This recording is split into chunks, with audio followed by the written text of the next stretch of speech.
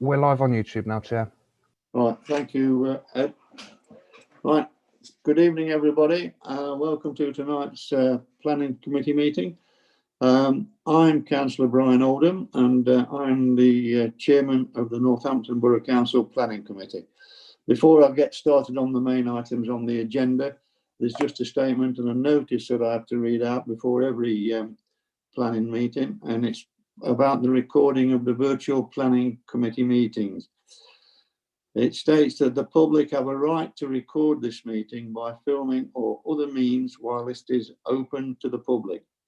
If members pass a resolution to exclude the public from part of the meeting, then the right to record will not apply to that part of the meeting. For that reason, if a resolution is passed to exclude the public, join the meeting. For the part of the meeting to which the public do not have access, the live streaming of this meeting will be switched off and resumed if the meeting again becomes open to the public. That's the statement which the committee have to hear every time we have one, but for those just tuning in, it has to be read out. Right, so we go to the items on the agenda. The first item, before I start that, Ed or Tracy, would you please introduce the meeting and who's taking part, please, with the members and the officers, please. Thank you, Chair. Councillors in attendance tonight are yourself, Councillor Oldham. We also have Councillors Botwood, Birch, King, Kilbyshaw, Mary Markham, McCutcheon, Lane and Golby. Officers in attendance tonight are Peter Bagley, Rita Bovey, Nikki Scaife, Hannah Weston, Adam Smith, Teresa Boyd. Thank you very much. I'll just say there's two members, Councillor Golby, who's got to leave about 6 o'clock, and Councillor King, who's got to leave about 20 past 6 because they've got other meetings as well to attend to. I would just ask both if they would leave when if let the application finish, if it just run over a few minutes just to stay with it. If one finishes just beforehand, don't wait until another one starts. If you could both do that, thank you. Right, we go on to item 2, the minutes. We've got Councillor Chowdhury, sorry, my apologies, Councillor Chowdhury and Kelly at the minute, and Councillor Russell would be a few minutes late. On the minutes committee, have you all had a chance to read the minutes? And are you happy that I accept them as a true record of the previous meeting? Councillor Botwood, Alan. Sorry, you're on mute, Alan. Did you want to say something, Alan?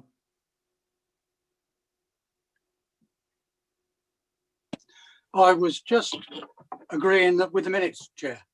Oh, sorry, beg your pardon. Yes, is everybody else in favour with that, in agreement with that? Agreed. Agreed, show hands, yeah, everybody? Okay. Right, thank you. Take them as a true record then. Item 3, deputations and public addresses. We have 13 speakers. Now, I will say at this juncture, committee, for those who don't know, that I'm changing the agenda slightly, and I'll explain the reason why.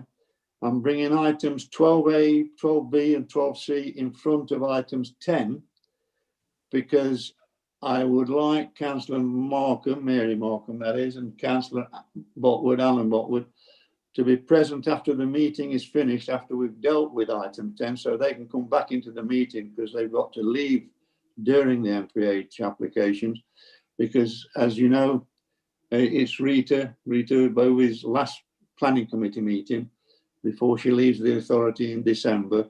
So when the meeting concludes, if we just hang behind so that we can say a vote of thanks to Rita, and you can make any comments as you want to see fit. So that's why we're changing the agenda order. Okay? Right. So we have 13 speakers as listed at the moment. Well, there's 1 or 2 names that's duplicated, but there's 13 items being spoke on, or 13 speakers. So that's for item 3. Item 4, declarations of interest and predetermination. Committee who's got them. Councillor Botwood, yeah. Yeah, thank you, Chair. To point out, I've got a predetermination in respect of item 10A, and a personal and disclosable pecuniary interest in items 12A, 12B and 12C as a board member of Northampton Partnership Homes. I will leave the meetings for these items. That includes 10. That includes 10A. Thank you. Councillor Markham, Mary, yeah. Thank you, Chair. I have a predetermination in respect of item 10A and a personal and disclosable pecuniary interest in items 12A, 12B and 12C as a board member of MPH, and I will leave the meeting for these items.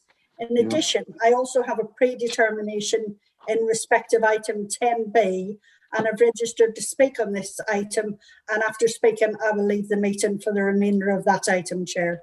Thank you very much, Councillor Markham. Thank you. Councillor Birch, Jane, yeah. Thank you, Chair. I have no predetermination on item 10A as the Trinity Borough Councillor for that ward. Okay, thank you, Jane. Is there anyone else who's got a predetermination or anything? No? No. Okay. Right, thank you. So then we go on to item 5, which is the matters of urgency, which there isn't any. And item 6 on page 11 is a list of current appeals and inquiries. Rita, you report on this. Would you please do so, please? Thank you, Chair. That will be page 11 of the agenda. This time we have 3 decisions, 2 dismissed and 1 allowed. I'm just quickly going through them, but this time I probably will show you, hopefully, the scheme. The first one is 104 Semilong Road. This is an application Officer dealt under delegated powers for the redevelopment of a site in Semilong for 13 flats and 15 parking spaces. It is for redevelopment of the old vicarage site. You can see the development there. Officer refused the application on the grounds of the scale, design, siting. It is too large, and the development is not respecting the character of the area. And also, we consider is overdevelopment of the site and affecting neighbors. For example, a very close relationship with the neighbor to the north there, and also insufficient parking. On top of that, the applicant has not provided information on flood risk. So the application was refused on those grounds. So this is the elevations, as you can see. So the inspector dismissed the appeal and totally in agreement with the council and our views that the development was overdeveloped. The next one is 47 Beach Avenue. This is for the conversion of an existing garage to a single dwelling. Officer again refused this on the ground of the poor scale and not in keeping with the prevailing character of the area, because in the area you can see most dwellings are 2 stories in height. So this is, you can see, just a flat roof garage to be converted to a single dwelling. And in fact, one of the bedroom, it doesn't even have a window, just have a roof light to ventilate the room. So again, the inspector has agreed with officer that the development is not suitable and give a very poor outlook to the future residents. And then finally, the third one is for 110A Houston Road. This is quite a strange decision in some way. This is for a conversion of a garage to a hairdressing salon for an existing dwelling. However, to approach this property, you have to go through quite a substandard access with very limited width and restricted visibility. So we refuse the application on the grounds of highway safety, really, and also not good for parking access. However, the inspector acknowledged the fact that the access is very poor, but allowed the appeal, but impose a condition to say that any clients going to the hairdressing salon shall not park on the site, have to go either on street or other public car park.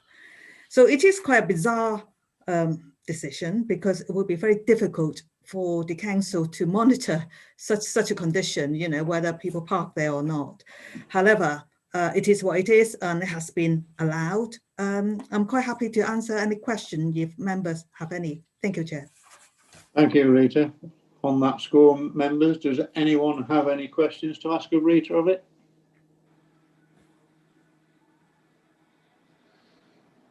I can't see anybody indicating on my screen. Anybody, Ed?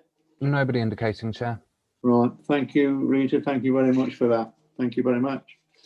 Right, we then go on now to, after item 6, we go on to item 7. And item 7A on page 13 is a land to the east of Ardingstone, north of Newport Pagnell Road, which is a request for variations to this S106 agreement dated 29th of July 2015.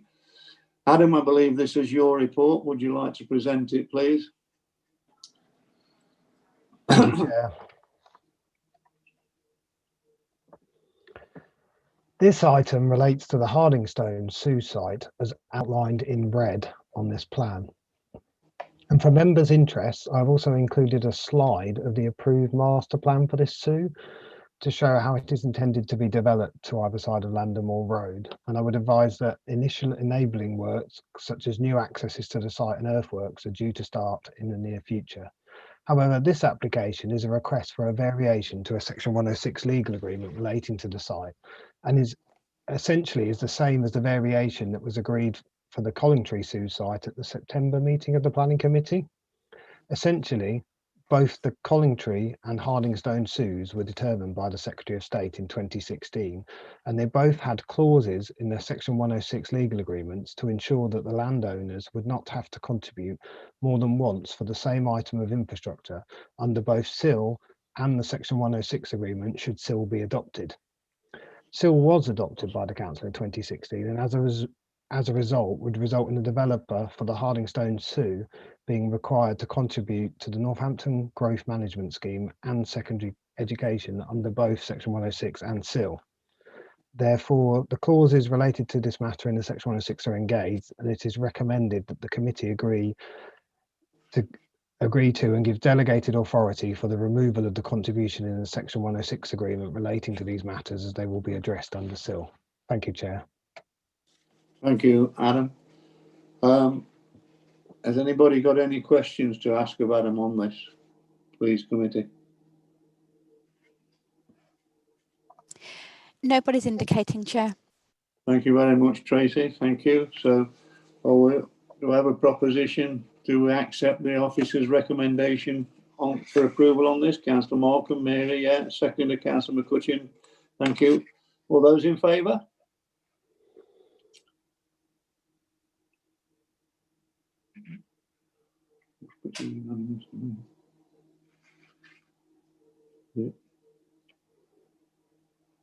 Yeah. All right. That's unanimous, Chair. Thank you very much. Thank you, committee. Thank you. Right. On to item 8, Northamptonshire County Council applications. There are none. And on to item 9, Northampton Borough Council applications. There are none. So we now we jockey around with the agenda, as I explained earlier. So we're now going to deal with item 12A, committee. These are Northampton 12A, B and C. These are Northampton Partnership Home applications. And the first one on 12A is lock-up garages at Derwent Drive, the construction of 5 new build dwellings with associated parking.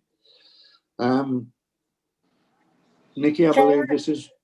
Sorry? Chair, can someone exclude Alan Botwood and myself from the meeting, please?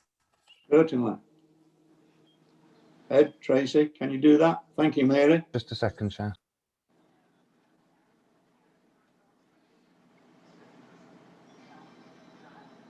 Right, that's done. Thank you very much. So, right. As I said, the lock-up garages at Derwent Drive, which is a construction of 5 new build dwellings with associated parking. Nikki, I believe this is your report. Would you like to present it, please? Thank you, Chair.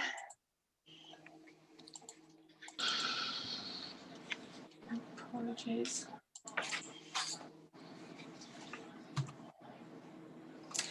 So just draw members' attention. This is a bit of an updated addendum to the one that you may have seen already. Just to note a typo in paragraph 2.1 where it says 3 times 2 bed properties. It should actually be 3 times 3 bedroom properties and 2 times 4 bedroom properties. We have had 6 additional objections, stroke comments from 5 occupants that have been received since the committee report. Comments that have been made in addition to the points already raised in paragraph 7.6 of the report are relate to access to the church and manse, which is the minister's house adjacent to the site, should not be affected. Access from Derwent Close, which I'll point out in a minute on the site plan, would be a wider option. Consideration of compulsory purchase on the boundary houses would ensure the access road is fit for purpose, and that there's no safe path to walk to put the bins out. Just to confirm that access to the church and manse will be retained. Access from Derwent Close, which is to the rear of the site, would be constrained. That has been explored by NPH and wasn't agreeable to the Highway Authority. In terms of compulsory purchase powers, we're dealing with the application that's before us, and NPH doesn't have compulsory purchase powers. That would be down to the Borough Council. But as I say, we're dealing with what's before us at this present time. And a path would be retained along the access.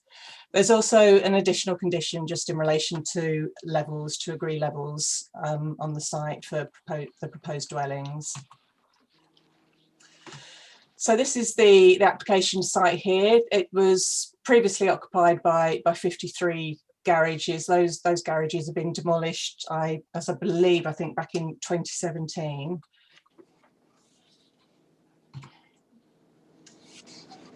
So this is just an aerial view of the site. You've got Derwent Drive running along the western boundary of the site, and access would be from Derwent Drive. Then you've got Welland Way to the north of the site, and you can see the Baptist Church, which is just to the north of the site here in an area of open space. And then Windrush Way runs along to the east of the site. So it's just a closer up view. You can see the church and open space, and this is the application site here with the garages since demolished.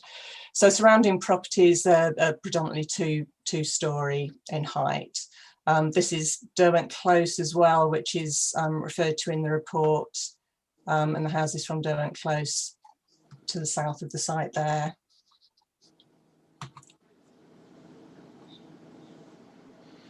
So this is the access to the site from Derwent Drive. Just a slightly closer up view looking into the site. And then looking into the site there, and you can see the two-storey dwellings. This is looking towards the eastern boundary of the site there. And that's just a view looking towards the Baptist Church and the open space. So in terms of the site layout, as I say, the access would be via the existing access as you saw from Derwent Drive.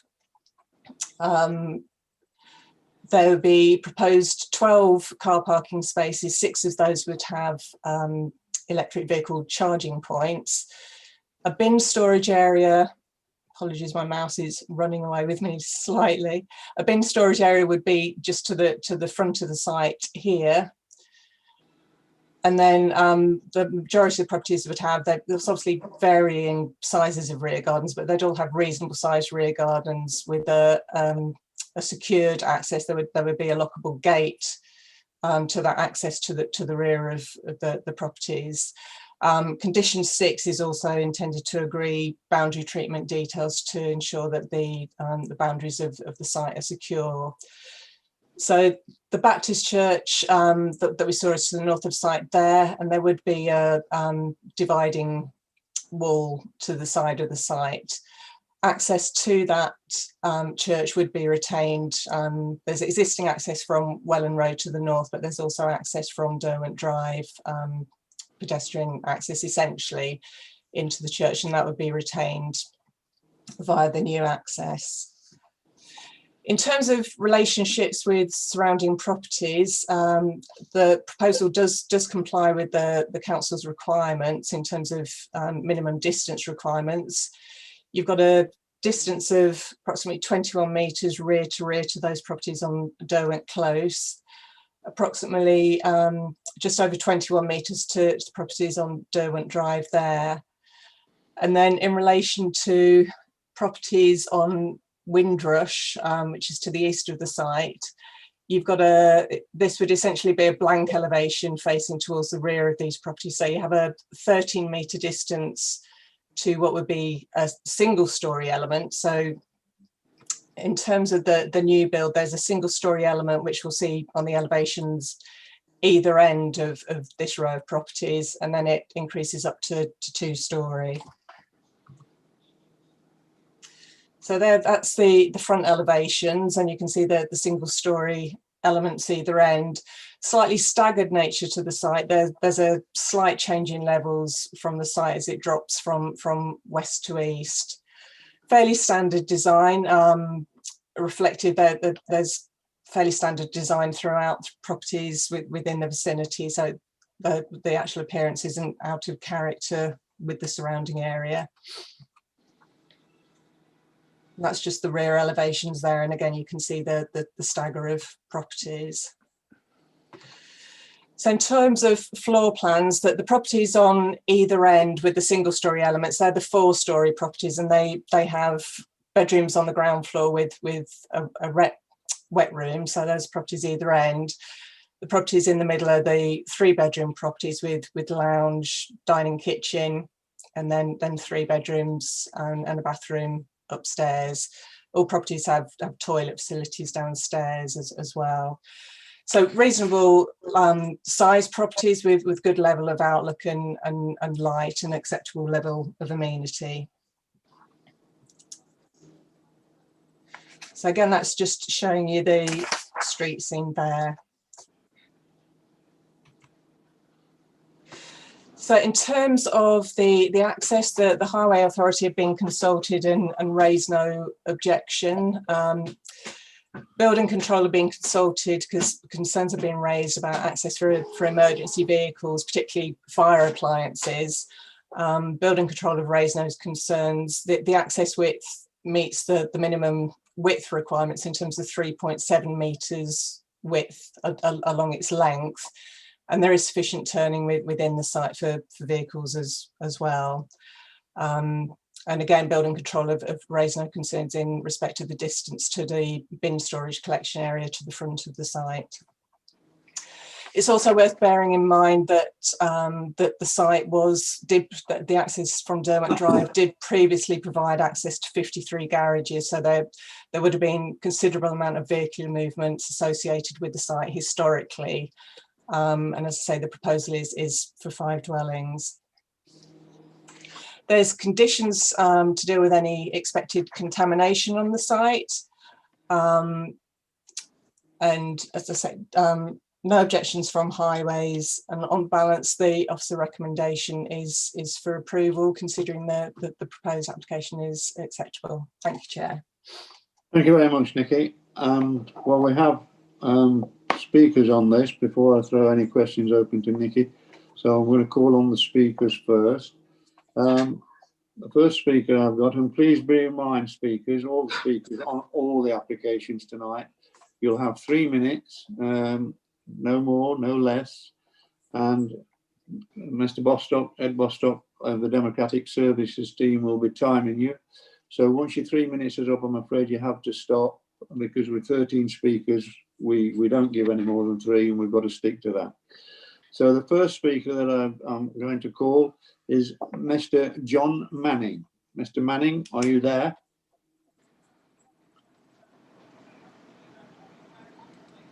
Mr. Manning?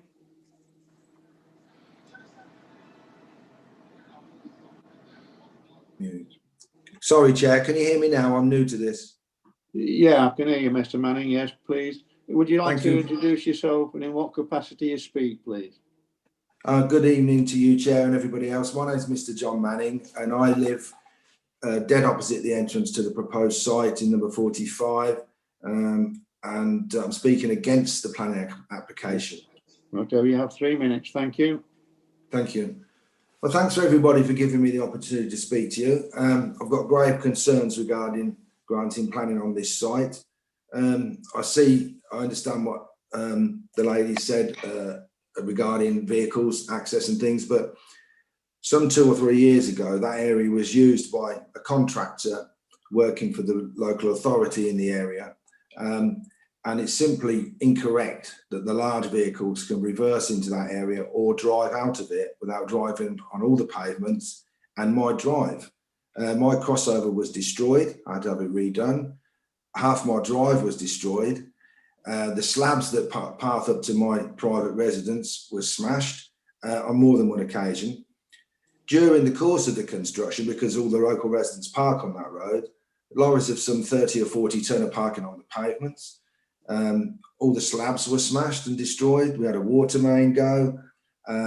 So I understand, you know, progress and trying to move forward, but I don't think it's suitable. And if they have to drive on pavements and on people's private property, they're obviously breaking all the health and safety regulations.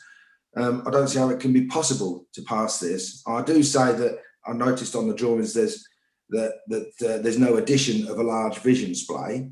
And I feel that if that were to be the case, things would be more suitable and acceptable to the local residents. And I think if that is the case, it should be deemed that is installed before progress on the site, and large vehicles, i.e. concrete wagons, earth moving machines, and any sort of large construction vehicles should be allowed to enter and leave the area. We've all installed CCTV because we had so much damage at this other time and so many issues with the local people building, the guys working on the site and drivers.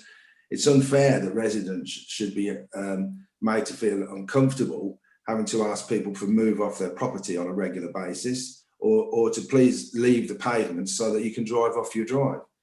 My wife works for the court service. She has to leave the residence at different times of the day. That was almost impossible, absolutely impossible.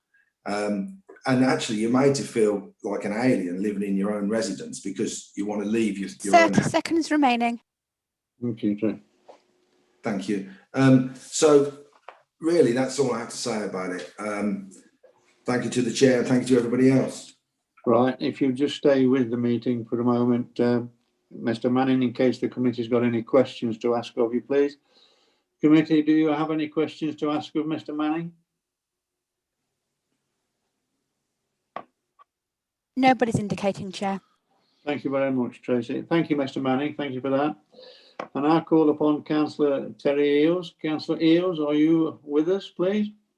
Sorry, I am indeed. Chair, before you do that, sorry, did Councillor Russell indicate to ask a question, Mr. Manning? Yes, I did. Well, I didn't see that. Sorry, I beg your pardon, Catherine. That's all right. How are we asking? How are we indicating we want to speak? Is it through the blue hand or raised hand? Just a raised hand. Okay. Just a raised hand. That's what I did. If Mr. Manning's still there. Sorry, Chair. Could I request that members use the blue hand function if they want to speak? It's easier for us to pick up that way. The blue hand, what's that? Is it? Participants. Okay. All right. Okay. Can you do that, committee? Use the blue hand system. Okay, Catherine, go on. The question to Mr. Manning. The question for Mr. Manning. Mr. Manning, have you raised your concerns with NPH about the difficulties you're having with your driveway? No, I have, in regard to this new planning issue, I've put that in an email and sent it to the NPH, Northampton Borough Council, sorry. But no, I didn't. I dealt with the local construction team at the time, which was a bit of a nightmare with all due respect to them, because as soon as something was replaced, I'd come home. My wife's a very calm kind of character. there'd be a lorry parked across my front with his front two wheels on my drive. And I'd ask him politely to move. Well, he'd say, I'm trying to access the site, and I'd say, with respect, you shouldn't be on my property to do that. And if you have to, why isn't there a steward or a monitor on this entrance to make sure you're not destroying people's land? A lot of us up here work hard and try to keep our residents, our homes nice, and it's inappropriate to be just destroyed and put to ruin by somebody who wants to do some work in the area. Thank you. Thank you, Catherine. Thank you, Mr. Manning. If there's no one else got any questions to ask of Mr. Manning, I'll now go on to the next speaker, Councillor Eales, Councillor Terry Eales. Terry, are you with us? I am indeed. Thank you, Chair. All right, if you'd introduce yourself and into what capacity you speak, well, not introduce yourself, but tell us what capacity you speak in, please. So I'm Councillor Terry Eales, and I'm the Borough Councillor for Kings Heath. I'm speaking on capacity as the councillor, but I've also been asked to speak for one of the residents as well at number 40. Okay, yeah, 3 minutes, Terry. Thank you. Thank you. So I'm speaking to oppose this planning permission on a couple of grounds, really. So firstly, I don't think that the consultation was done in full, especially the second time round. If you look at the list of people that were asked for their feedback, it was literally people that had that were linked directly to the development. Now this property development is going to affect pretty much the whole of Derwent Drive. There's already a massive issue with parking around that area, and if you drive down there of an evening, which I have done quite a few occasions, it's pretty much a one-way street because there is so much parking that's going on down one side that it's quite difficult for cars to get through anyway, without having that as an access point for people to drive in and out of. The access point itself is quite narrow. It will allow one car to drive through. Now, if the plan is to take away the pathways on either side of that access point, that will mean that the people that are actually adjoining to that are going to find it very difficult to come out of their gardens, which is where they keep their waste bins to bring them round. So that will make it quite unsafe for those people specifically. There's an issue around the adjoining fences as well, especially for number 40. Part of the proposal actually talks about the maintenance of that fencing as well, which is causing quite a lot of upset to the residents at number 40. This has been raised numerous times with NPH anyway, which doesn't seem to come to any kind of conclusion, not anything that's acceptable for the family that are living there anyway. It just worries me a lot that the parking is going to get worse, that you're not going to be able to get refuse trucks down there. Anything with regards to emergency services, if anything was needed around that particular area, it just really worries me that it's going to create such a pressure point. People aren't going to be able to see coming out of that particular location, and if somebody's driving quite quickly down that road, it's just an accident waiting to happen. 30 seconds remaining. Thank you. So along with that, as well as what Mr. Manning was saying about his property, the people at number 40 already have people that decide to park across their access as well, and it's just not a big enough space to warrant this development. Thank you. Thank you, Terry. Thank you very much. If you'd just remain with us in case the committee's got any questions to ask of you. Committee, do you have any questions to ask of Councillor Eales, please? Councillor Brian Markham's indicating to speak. Thank you, Tracy. Councillor Markham. Brian, yeah, good evening. Yes, if I could ask Councillor Lee's chair. You said, Terry, that parking is a problem and it will get worse and cause problems.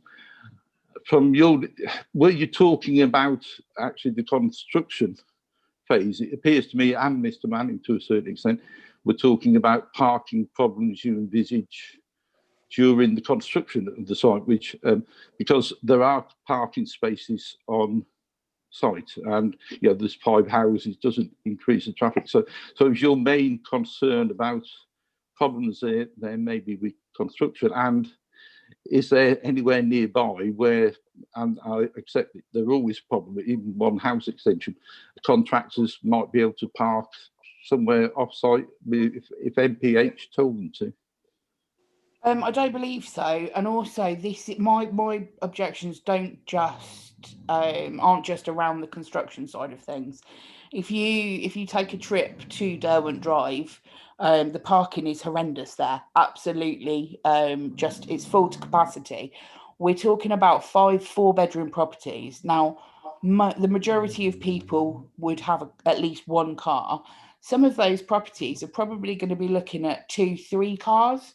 And I don't think that the parking that's been suggested is going to match what could potentially be a lot more. Then you've got the visitors side of things, and then if anybody that lives on Derwent Drive currently decides that they're wanting to use that particular area, I think that for that particular parking, it's going to be a bit of a pressure point as far as sort of relationships and things like that as well. It's definitely not just about the construction side of things at all. Well, thank you. Anyone else got any questions to ask of Councillor Eales, please, committee? Nobody else is indicating, Chair. Thank you very much, Tracy. Thank you, Councillor Eales. Thank you, Terry. Thank you. Thank you, Chair. Right. I now call upon Mr. Gary Owens, please. Gary. Thank you, Chair. So my name is Gary Owens. I'm talking on behalf of the applicant. I just, sorry, Chair, did you want to say something? No, I was just going to say, that's fine, Gary. You've introduced yourself and in what capacity you speak. You have 3 minutes. Thank you. Thank you, Chair. So I'm just going to bring it back to the reason why we are trying to redevelop the site. And the main reason, or the only reason, is to try and house those in housing need. Currently, we have over 2,600 people on the housing register, 440 of which have a 3 or 4 bedroom need, which this site caters for. 72 of those applicants live within the Kings Heath area, and 40 specifically live on Kings Heath. Now, what we'll be doing in terms of trying to addressing that need is obviously what we've done on a number of other sites across the town is construct new affordable housing to address that housing need. We've also got 2 fully adapted properties on this proposal on the ends where we have ground floor bedrooms as well as wet rooms to address the high adapted housing need we have, which we simply can't accommodate within our existing stock.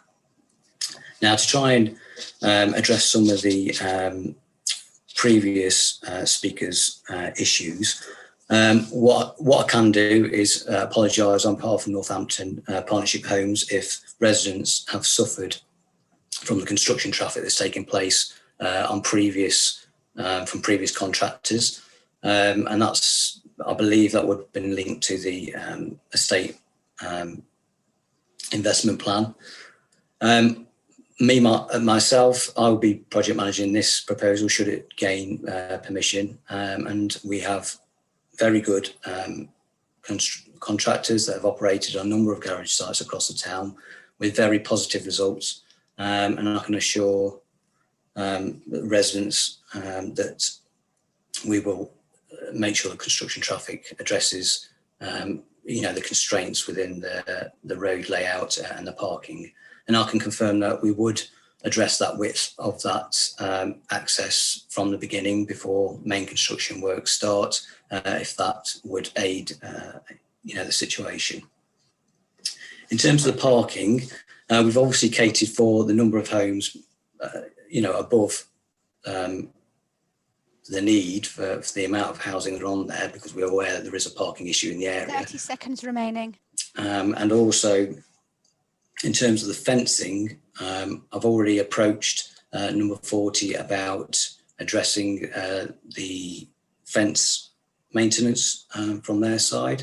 As we'll be managing those properties, we can accommodate any fence maintenance that is required, really. And in terms of emergency services, obviously we've had consultation, or the planners have had consultation with building control, who have raised no objections. That's 3 minutes. All right, thank you, Gary. Thank you, Tracy. If you just remain with us, Gary, if anybody's got any questions from the committee to ask of you. Committee, does anyone have any questions to ask of Gary, please? Councillor Russell is indicating to speak. Thank you very much, Tracy. Councillor Russell. Catherine, yeah. Thank you very much. Gary, was there any formal consultation with neighbours either side and opposite before this development was started, or as the development was going ahead? So the garages were demolished in sort of 2017. There has been sort of statewide consultation that's taken place regarding the estate investment that's gone on across Kings Heath, as well as the redevelopment of a number of garage sites as well. So there's been sort of ongoing consultation, and lots of residents will have been involved or invited to that consultation to be able to lodge their issues or concerns. So we feel that we have done quite a lot of consultation across the estate on various sites, as well as the planned investment. Thank you. Anyone else got any questions to ask of Gary, please? Councillor Birch is indicating to speak. Thank you, Councillor Birch. Jane, yeah. Thank you, Chair. Gary, I don't know Derwent Road, but it looks to me from the plan that we have in front of us that none of those houses have garages. Is that correct? None of the existing houses have garages. Correct. Yes, yeah.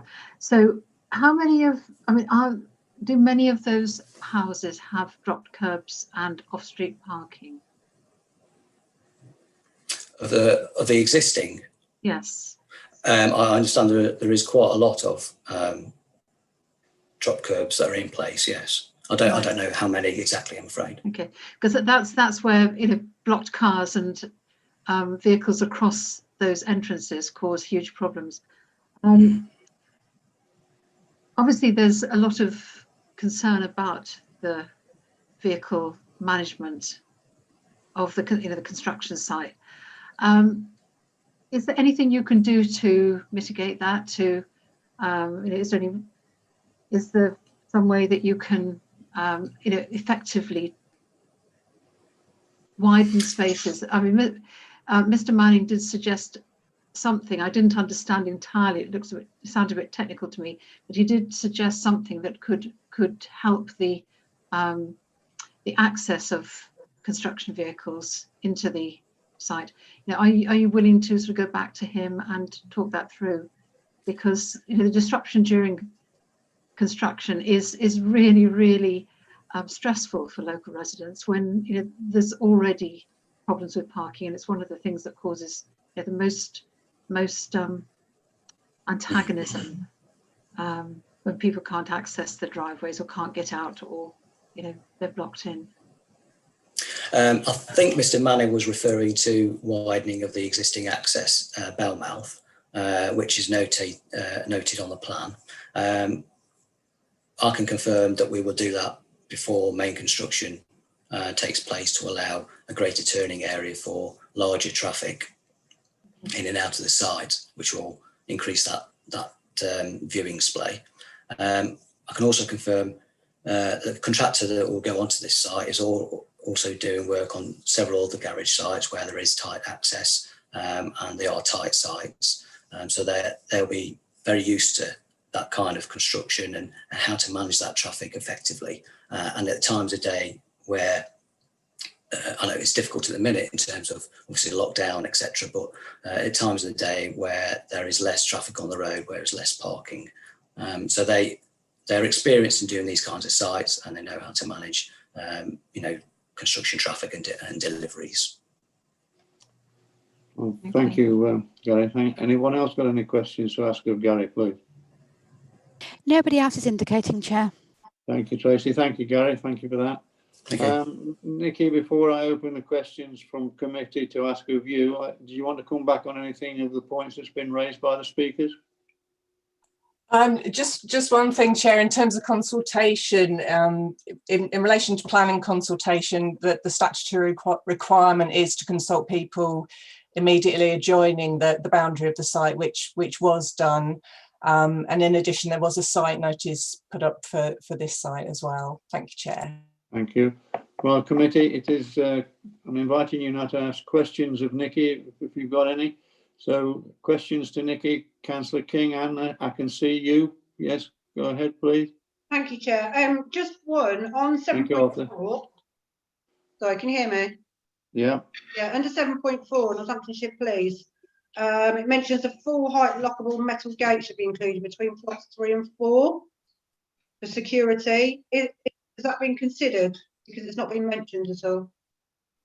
No, we've got a condition 6, I believe, relates to boundary treatment. So we'd ensure that was delivered. So that does include any gate details as well. So we'd agree that's part of the discharge of that condition. Thank you, Councillor McCutcheon. Arthur, I believe you wanted to ask a question of Nikki. You're still on mute, Arthur. You're still on mute, Arthur. You've got to unmute yourself, son. No. That's it. Thank you. I wanted to ask, first of all, is Nikki happy with the conditions that have been put on during the construction period, or are there any greater powers that might be required in order to make sure that it happens? I'm quite sure that Mr. Owens is correct in saying that the contractors are experienced in handling this sort of a site, but it may be that there are subcontracting going on, and it might be useful to have other conditions, and I'd leave that to experts such as Nikki to decide what additional powers might be required. So the constitutional regulations might be an idea to look at again. Consultation, I realise that the statutory minimum has been covered, sometimes with a fairly large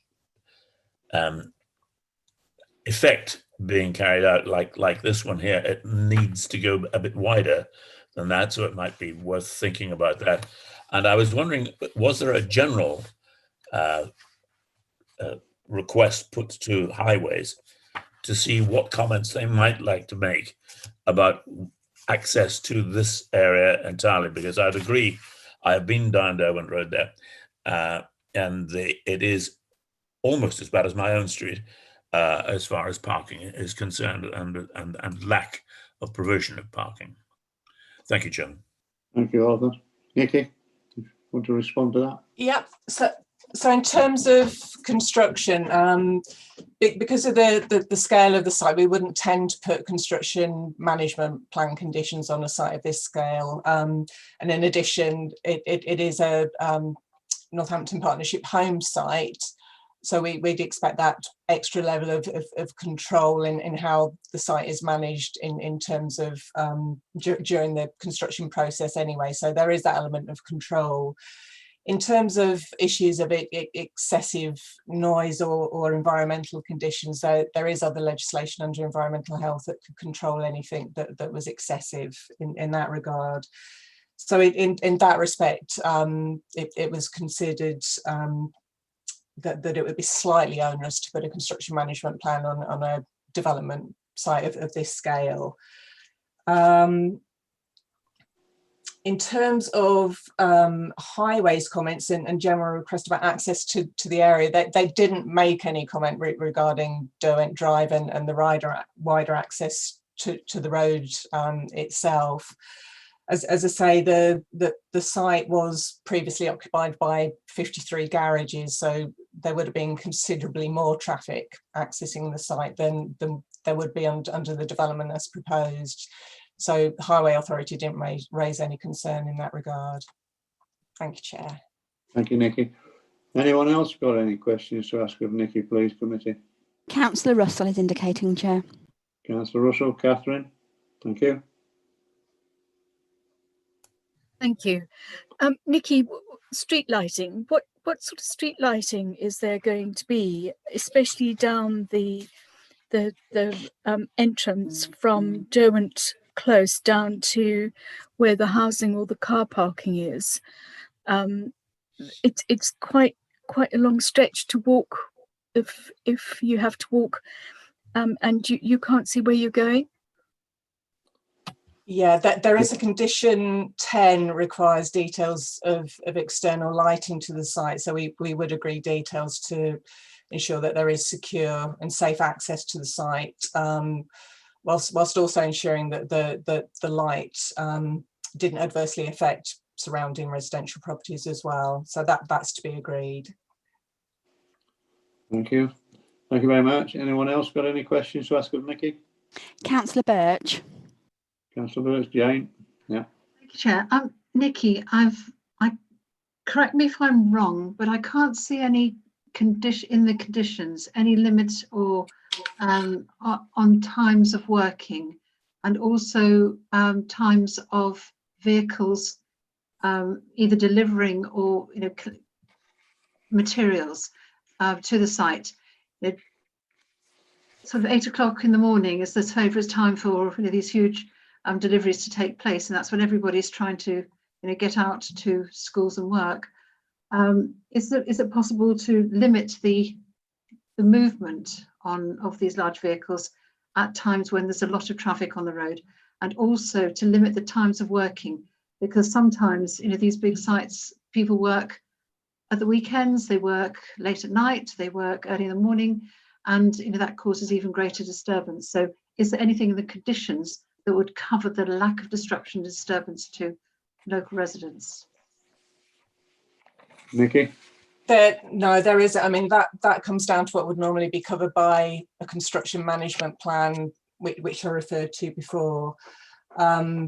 If that is a strong concern of members, then we could put agree a construction management plan with MPH.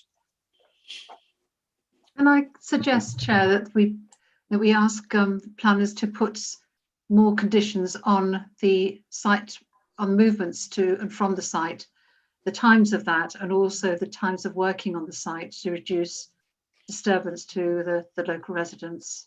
Thank you, Jane. Nikki, Peter, can we do that? Can we put that sort of a condition? We can agree a construction management plan that can control working hours on site and hours of delivery to and from the site. Obviously, the wider site in Derwent Drive is a public road, so it would be within the vicinity of the site and control of deliveries to the site that we could agree those details. Good. Peter, do you have anything to add to that? Just we'd use the standard condition that would require a management plan to be submitted, and then we would agree the details in that. Okay, thank you. Anyone else got any questions to ask of Nikki? Councillor Kilby-Shaw. Councillor Kilby-Shaw, Sam, yeah. Yeah, thank you, Chair. Nikki, I was just wondering, is there any possibility that a safety mirror could be installed? Because I noticed a lot of the comments were regarding access and visibility, and perhaps a safety mirror might be a good option for this particular access to the site. Thank you. Nikki?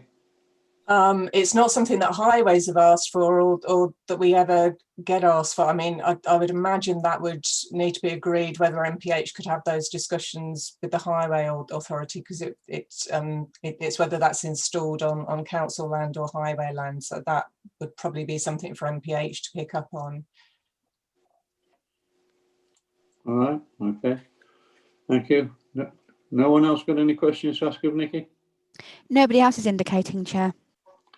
Comments committee. Anybody got any comments, please, before I go to the vote?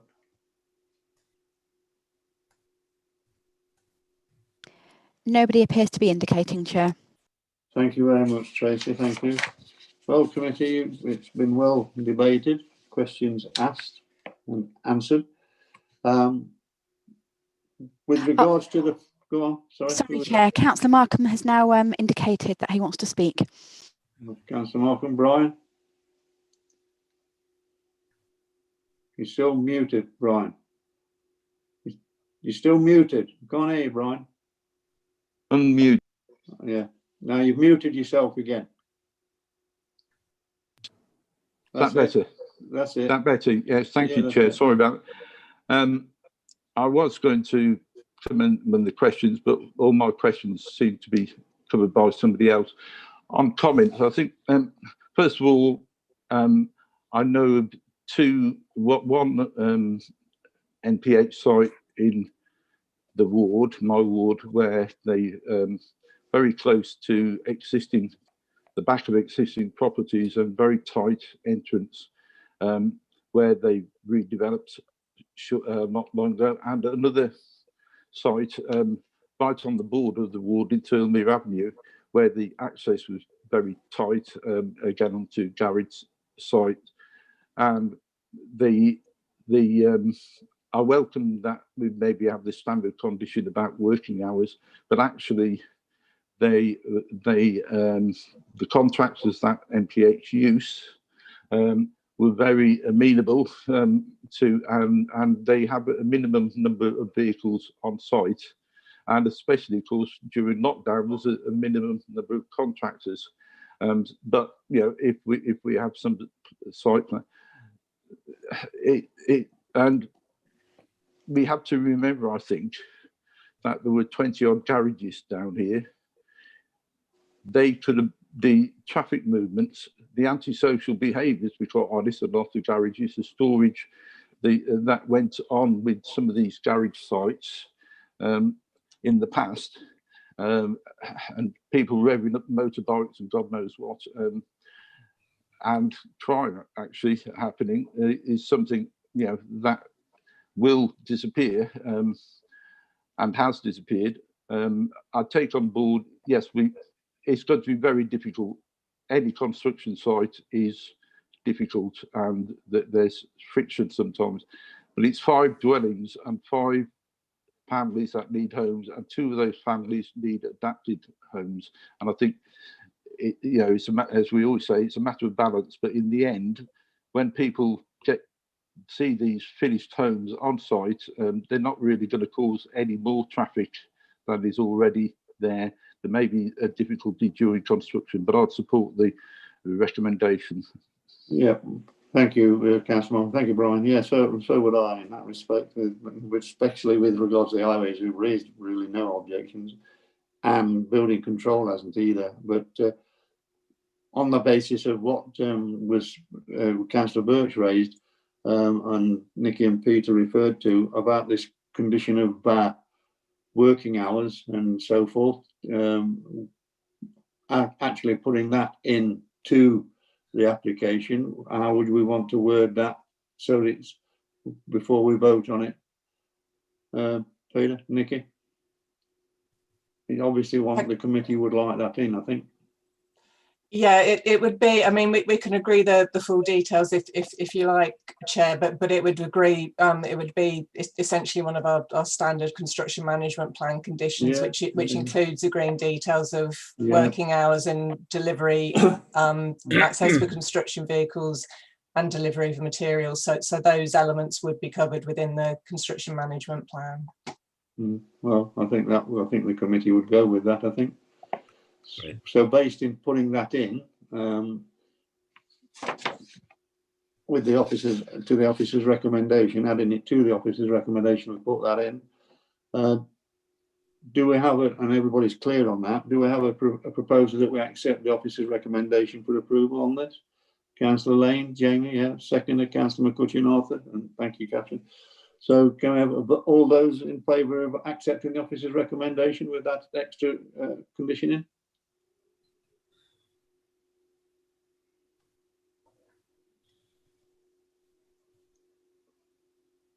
Nine hands raised, Chair. That's unanimous. Thank you very much. Thank you. So that application is approved. Thank you very much for that, and thank you for everybody who took part. Chair, it's Matt. I'm going to leave the meeting.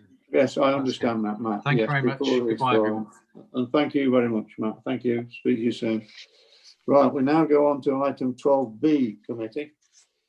On page 111, which is a lock-up garages on Swale Drive. 12B, Hannah, this is your report. Would you like to present it, please? Thank you, Chair. So the application is a variation of a scheme that was approved in March 2019 by committee. There are some items in the addendum, not in the version that you've received. These are since that was published. So just to quickly run you through them. At point 8.7, there is an error. It outlines that there's no change in the parking, but the parking actually reduces by 2 spaces. NCC Highways raised no objection to the scheme, and it's close to bus stops, and as such, reduction is not considered an issue. It also provides far more parking than is required for the number of houses. And it's also proposed to reword condition 5 to ensure clarity as to what this condition is requiring. And this is just a landscaping condition. It's just been reworded to require the scheme to be submitted prior to first occupation. So committee members may remember this. It's from March 2019. This is the application site, just to show you an aerial image. So at the moment, there's an entrance at the front here to a row of houses here. And there's also a narrow driveway, which is gated off on this side. There used to be garages here, but they've since been demolished. To show you a few photos. So this is the main entrance I mentioned, with the road leading up to the existing terrace. This wall would be demolished and a new road would go in for some properties up this side. This again, same entrance, just looking left, you can see the existing trees. And this is the smaller entrance I mentioned to the left of that plan. As you can see, it's closed off.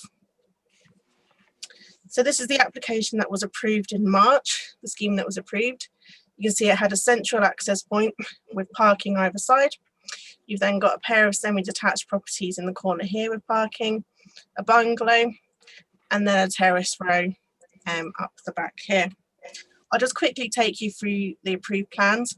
There's no change at all to the houses, so I'll just go through them quickly. The terrace row would be 2-bed properties with lounge and dining, 2-storey. This is how they would appear. The semi-detached properties I mentioned, again, 2 stories, 2 bedrooms. And the bungalow is an accessible bungalow with wet room, bedroom, kitchen and dining room. So as I said, this is the approved scheme, and this is now what's proposed. And I'll just run you through the changes. If we look down to the main entrance, in the approved scheme, they were moving the road to be central with parking either side. It's now proposed to move the road, I believe the road where it is really, on this side, and have parking in this corner here. So 6 spaces there. This remains unchanged. The houses are in exactly the same position. Previously, there was a driveway here. If I just take you back, you can see there's a driveway for 4, and that's now altered to a garden. And instead, this parking area has been reorganised to increase from 8 spaces to 10. The houses are all in exactly the same position. So it is just the entrance point and the parking layout that's changed. There's no objection from NCC Highways, the police, public protection or trees to this scheme. As part of this variation, this new scheme proposes 2 replacement trees in the entrance in response to neighbour concerns, and the landscaping condition would require details on all landscaping on the site and specifically mentions the planting of 2 new trees in this location.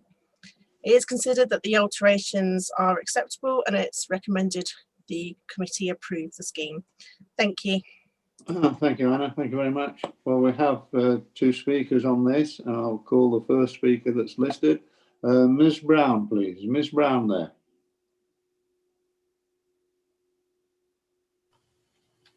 Chair. Hello. Hello, can you hear me? Yes, I can. Yes, Ms. Brown. Hello, good evening. Hi there, Chair. Thanks for letting me speak. I'll read from what I've submitted already, so I'll read that. Can you tell us in what capacity you speak, Ms. Brown? Are you a resident? As a local resident. Yeah, you have 3 minutes. Thank you. Thank you. Thanks for the responsive changes that have been made to the plan.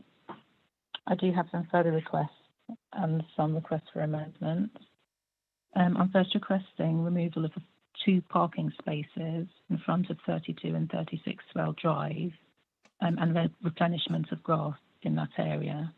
I previously written in with detail of this, as the parking would increase the noise and air pollution by my window, and mature trees have been felled from the area. I do understand that Hannah had made comments on that as well. As I said, I'm grateful for the addition of the trees to the plan and request that they are moved slightly to the original position of the trees. Also that the tree in the centre of the development to be a large oak. The reason I ask for this is to change the position so they would be either side of the 4 parking spaces. The one previous there was a large oak, and having looked at the spread of the tree types on the proposal, they're quite positively tall but don't spread the branches outwards, so they don't provide the same type of coverage. And if that's not possible, a variety of the same species that would the same species proposed, but that spreads branches outwards. Moving on to the road, I request that the road is relayed if the existing layouts will be kept, and that the surrounding pavements are also relayed as they are currently not fit for purpose, and those include holes around drains and serious damage to the road that has been further affected and suffered from the works. Ms Brown, is that it? Sorry, no, I continue. Moving on, regarding the existing buildings that have been developed, some of them are quite noticeably different. I don't know if those can also be addressed. They look very different where they continue from the terrace. They appear to be quite bricked up. They don't have the windows, and I understand on the original proposals the promise would be that they would be in keeping with the surrounding, but they're quite starkly different, and they look bricked up to the front with very small windows. So if there's any possibility of that being addressed. And my last point is with regards to the site boundary behind numbers 30 to 36. So my request is that the boundary is a brick wall and not a fence along the boundary. 30 seconds remaining. Thank you. And a brick wall would be replacing the original secure brick enclosure with what was there for like, and that would be in keeping and therefore improve. Obviously, it would be in a different place, a different shape to allow for the road, but it would give like for like rather than putting a wooden fence there. And in other places, it's quite a messy finish. It doesn't improve the area. Those are my requests and my comments with regards to this. That's 3 minutes. Thank you, Ms Brown. If you just wait just there in case the committee's got any questions to ask of you, please. Committee, any questions to ask of Ms Brown, please? Nobody appears to be indicating, Chair. Thank you, Tracy. Thank you, Ms Brown. Thank you very much. And I'll call upon Mr. Gary Owens, please. Mr. Gary, just for the record, if you introduce yourself again and what capacity you're speaking on, though it's well known to us, it's just for the record, please. Gary Owens on behalf of the applicant. Thank you. You have, as you know, Gary, you have 3 minutes. Thanks. Thank you, Chair. I guess from my perspective, in terms of addressing Ms Brown's comments, the parking area we've done to sort of try and maximise parking for the local residents within that area because there isn't any currently. They park on the pavement or on the road. So that's why we've instigated that parking in that altered entrance layout and tried to maximise as much as we could to assist that with local parking issues, because those parking spaces won't be for the houses, the proposed houses. Addition of the trees, I think we've indicated where we'll be putting more trees back where others would have to be removed to take account of the widening of the access road as well as the parking. Pavement construction, yes, all the pavement around that entrance will be replaced and improved to ensure that it meets requirements and also that it addresses any sort of construction activity that take place.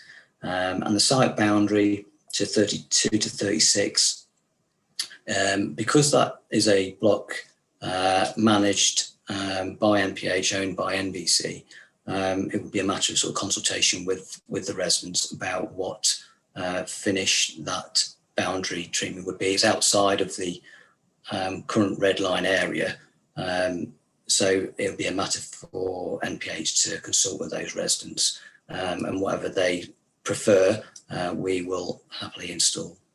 But apart from that, I have no further comments, Chair. Thank you.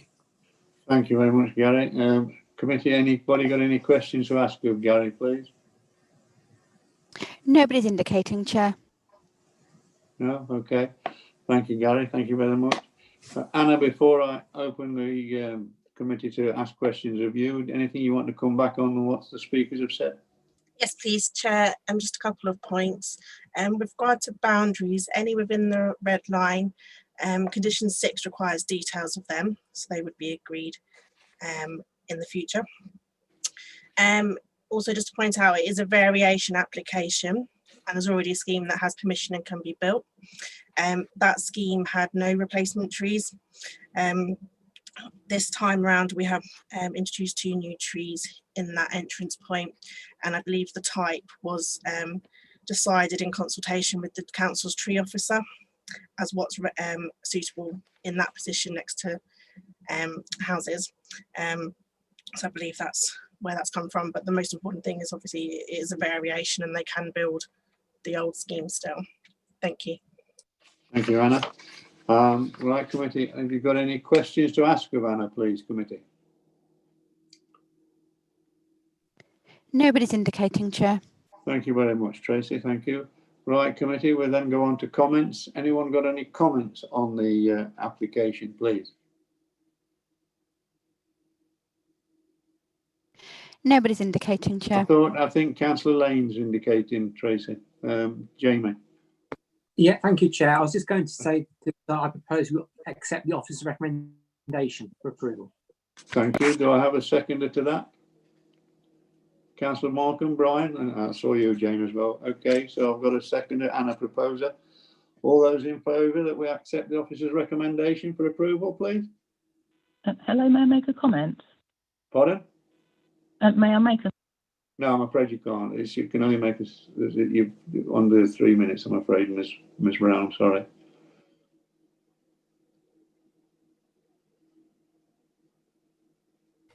There's 8 hands in the air, Chair. That's unanimous. Unanimous. Thank you very much, committee. Thank you for that. That's approved unanimously. Thank you. Right, we now come on to item 12C. I don't know whether, Anna, you would like to vacate now before we get started. I was just thinking that I don't think we're going to be able to squeeze it all in by 20 past, are we? So yes, I will leave. Thank you, Chair. Thank you very much, Anna. Thank you. Bye. Right, we now come on to item 12C, committee, which is on page 119, 119. The location is the bungalow Lingswood, Lingsway. It's a change of use, as you can see on your papers, from a dwelling to supported living accommodation for 2 occupiers. Adam, I believe this is your report. Would you like to present it, please? Thank you, Chair. The application site is located to the southwest corner of Lings Wood and comprises a 2-bed bungalow accessed off a shared drive with the Wildlife Trust. Lings Way runs to the west of the site, and there is a footpath set down an embankment to the south of the site. The location plan shows the path and the access road more clearly, and you can also see that the nearest residential properties are located on the other side of Lings Way. Here we have the existing and the proposed site plan for the conversion of the property to a care facility. And to ensure there is sufficient parking for staff and visitors, the proposal includes an enlarged parking area so that at least 4 cars can park within the site. Turning to the floor plans, we have the existing 2-bed bungalow plans at the top here. So the purple is the bedrooms, blue is the bathrooms, living, dining and kitchen, and below you have the proposed plans. And you can see both bedrooms here in pink have en suites. There's a shared living, dining, kitchen area. The garage has been converted to an activity room, and there's also a supervisor's office with their own toilet for the staff of the care facilities. This is the existing elevations, and you can see it's a simple gable bungalow, and the changes principally relate to elevation details. So if you keep your eye on the windows, I'll click across and you can see there's minor changes to windows and doors. I just finished with a couple of photographs. This is looking across from Lings Way. You can see through this time of year. This is the front of the property. You can see it's currently all boarded up and closed up. Looking across to the back, which is also boarded up across from the woods. This is that underpass, that footpath. Looking across is Lings Way at the top. And this is the embankment to the side that I referred to. To finish, there are no updates, and the officer recommendation is to approve subject to conditions. Thank you, Chair. Thank you, Adam. Well, we do have one speaker, definitely, Tracy. Now, Tracy, there's no speakers against this. So if you, unless you want to particularly make a statement, if you want to sit there and just answer any questions committee might have of you or Adam, I'm quite happy for that, unless you want to really make a statement. No, I'm more than happy to answer any questions anybody's got, Chair. So it means that the committee's got buy one, get one free. They can ask questions of either yourself or the officer. Thank you very much. Bear that in mind, committee, that if you've got any questions to ask of MPH, Tracy's there to ask them or Adam. If you just let us know if there is any question, if you let me know who the question is directed to, please. So questions to Adam or Tracy, committee, any? Nobody's indicating, Chair. Right. Well, there you are, Tracy. Thank you for your input, Tracy. It's been very, very valuable. Thank you. I'm sure you're exhausted, but thank you very much for your patience. That's how it works sometimes. Thank you. Thank you. Thank you. So, right, we go on to comments, committee. Any comments on it? Councillor Lane is indicating, Chair. Councillor Lane. Councillor Lane, Jamie, yeah. Thank you. I propose we accept the officer's recommendation for approval. Thank you, Jamie. Thank you. A seconder, Councillor Markham, Brian. Yeah, okay. I think you see that on you, Catherine. All those in favour to accept the officer's recommendation for approval, please show of hands. 7 hands in the air, Chair. That's unanimous. Thank you very much. Thank you. Right, we need to get Councillor Markham, Mary Markham, that is, and Councillor Botwood back in for item 10A. They're just being readmitted, Chair. Thank you very much, Tracy. Thank you. Hello. Ah, there you go. Aye. Thank you, Mary. Thank you, Alan. Right. No problems. You're here for one and gone for another in a moment. Yes, thank you. Right, committee, we're on item 10A now, which is on page 19. The location is the University of Northampton Avenue campus, St George's Avenue. I believe, Adam, this is your report as well. Would you be kind enough to present it, please? Excuse me, Chair. Yeah. Chair Alan Botwood and I need to be excluded from the meeting for this item as well. I believe Councillor Burke also Chair. submitted declared a predetermination as well, Chair. Oh, yeah. So if you're on, okay, yes, that's quite correct. You were. So sorry about that.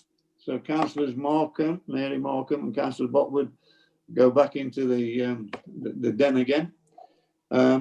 Sorry, Ed, I can't hear. Chair, can I come in?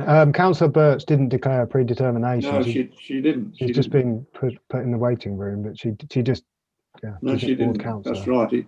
Councillor Markham, Mary Markham's quite right that they did declare one there and they can't take part in this. But Councillor Birch didn't. No, Councillor Birch can be in with the meeting. That's quite right. Okay. Okay, sorry for that confusion. But anyway, Adam, this is your report. Would you like to do it, please? Present it. Thank you, Chair. This application is a hybrid proposal for 170 dwellings on the site of Avenue Campus. Full permission is sought for details relating to the Madewell building, which would be part demolished, part converted and extended to provide 58 apartments and associated parking. An outline permission is sought for 112 dwellings to the rear of the site, and also for alterations to the car park of the Newton building, which is to be retained in education use. It's worth highlighting at the start that this application was reported to the last planning committee meeting in October, but unfortunately a late objection letter raising concerns regarding the demolition of the Madewell building was not reported to the committee, and therefore the application is before the committee again tonight to be considered. However, there is no change in the detail of the application, and there's no change to the officer recommendation, which remains to approve subject to conditions in the Section 106 agreement. I'm conscious that not all members were present during this item at the last committee, and therefore I'll quickly run through my presentation again.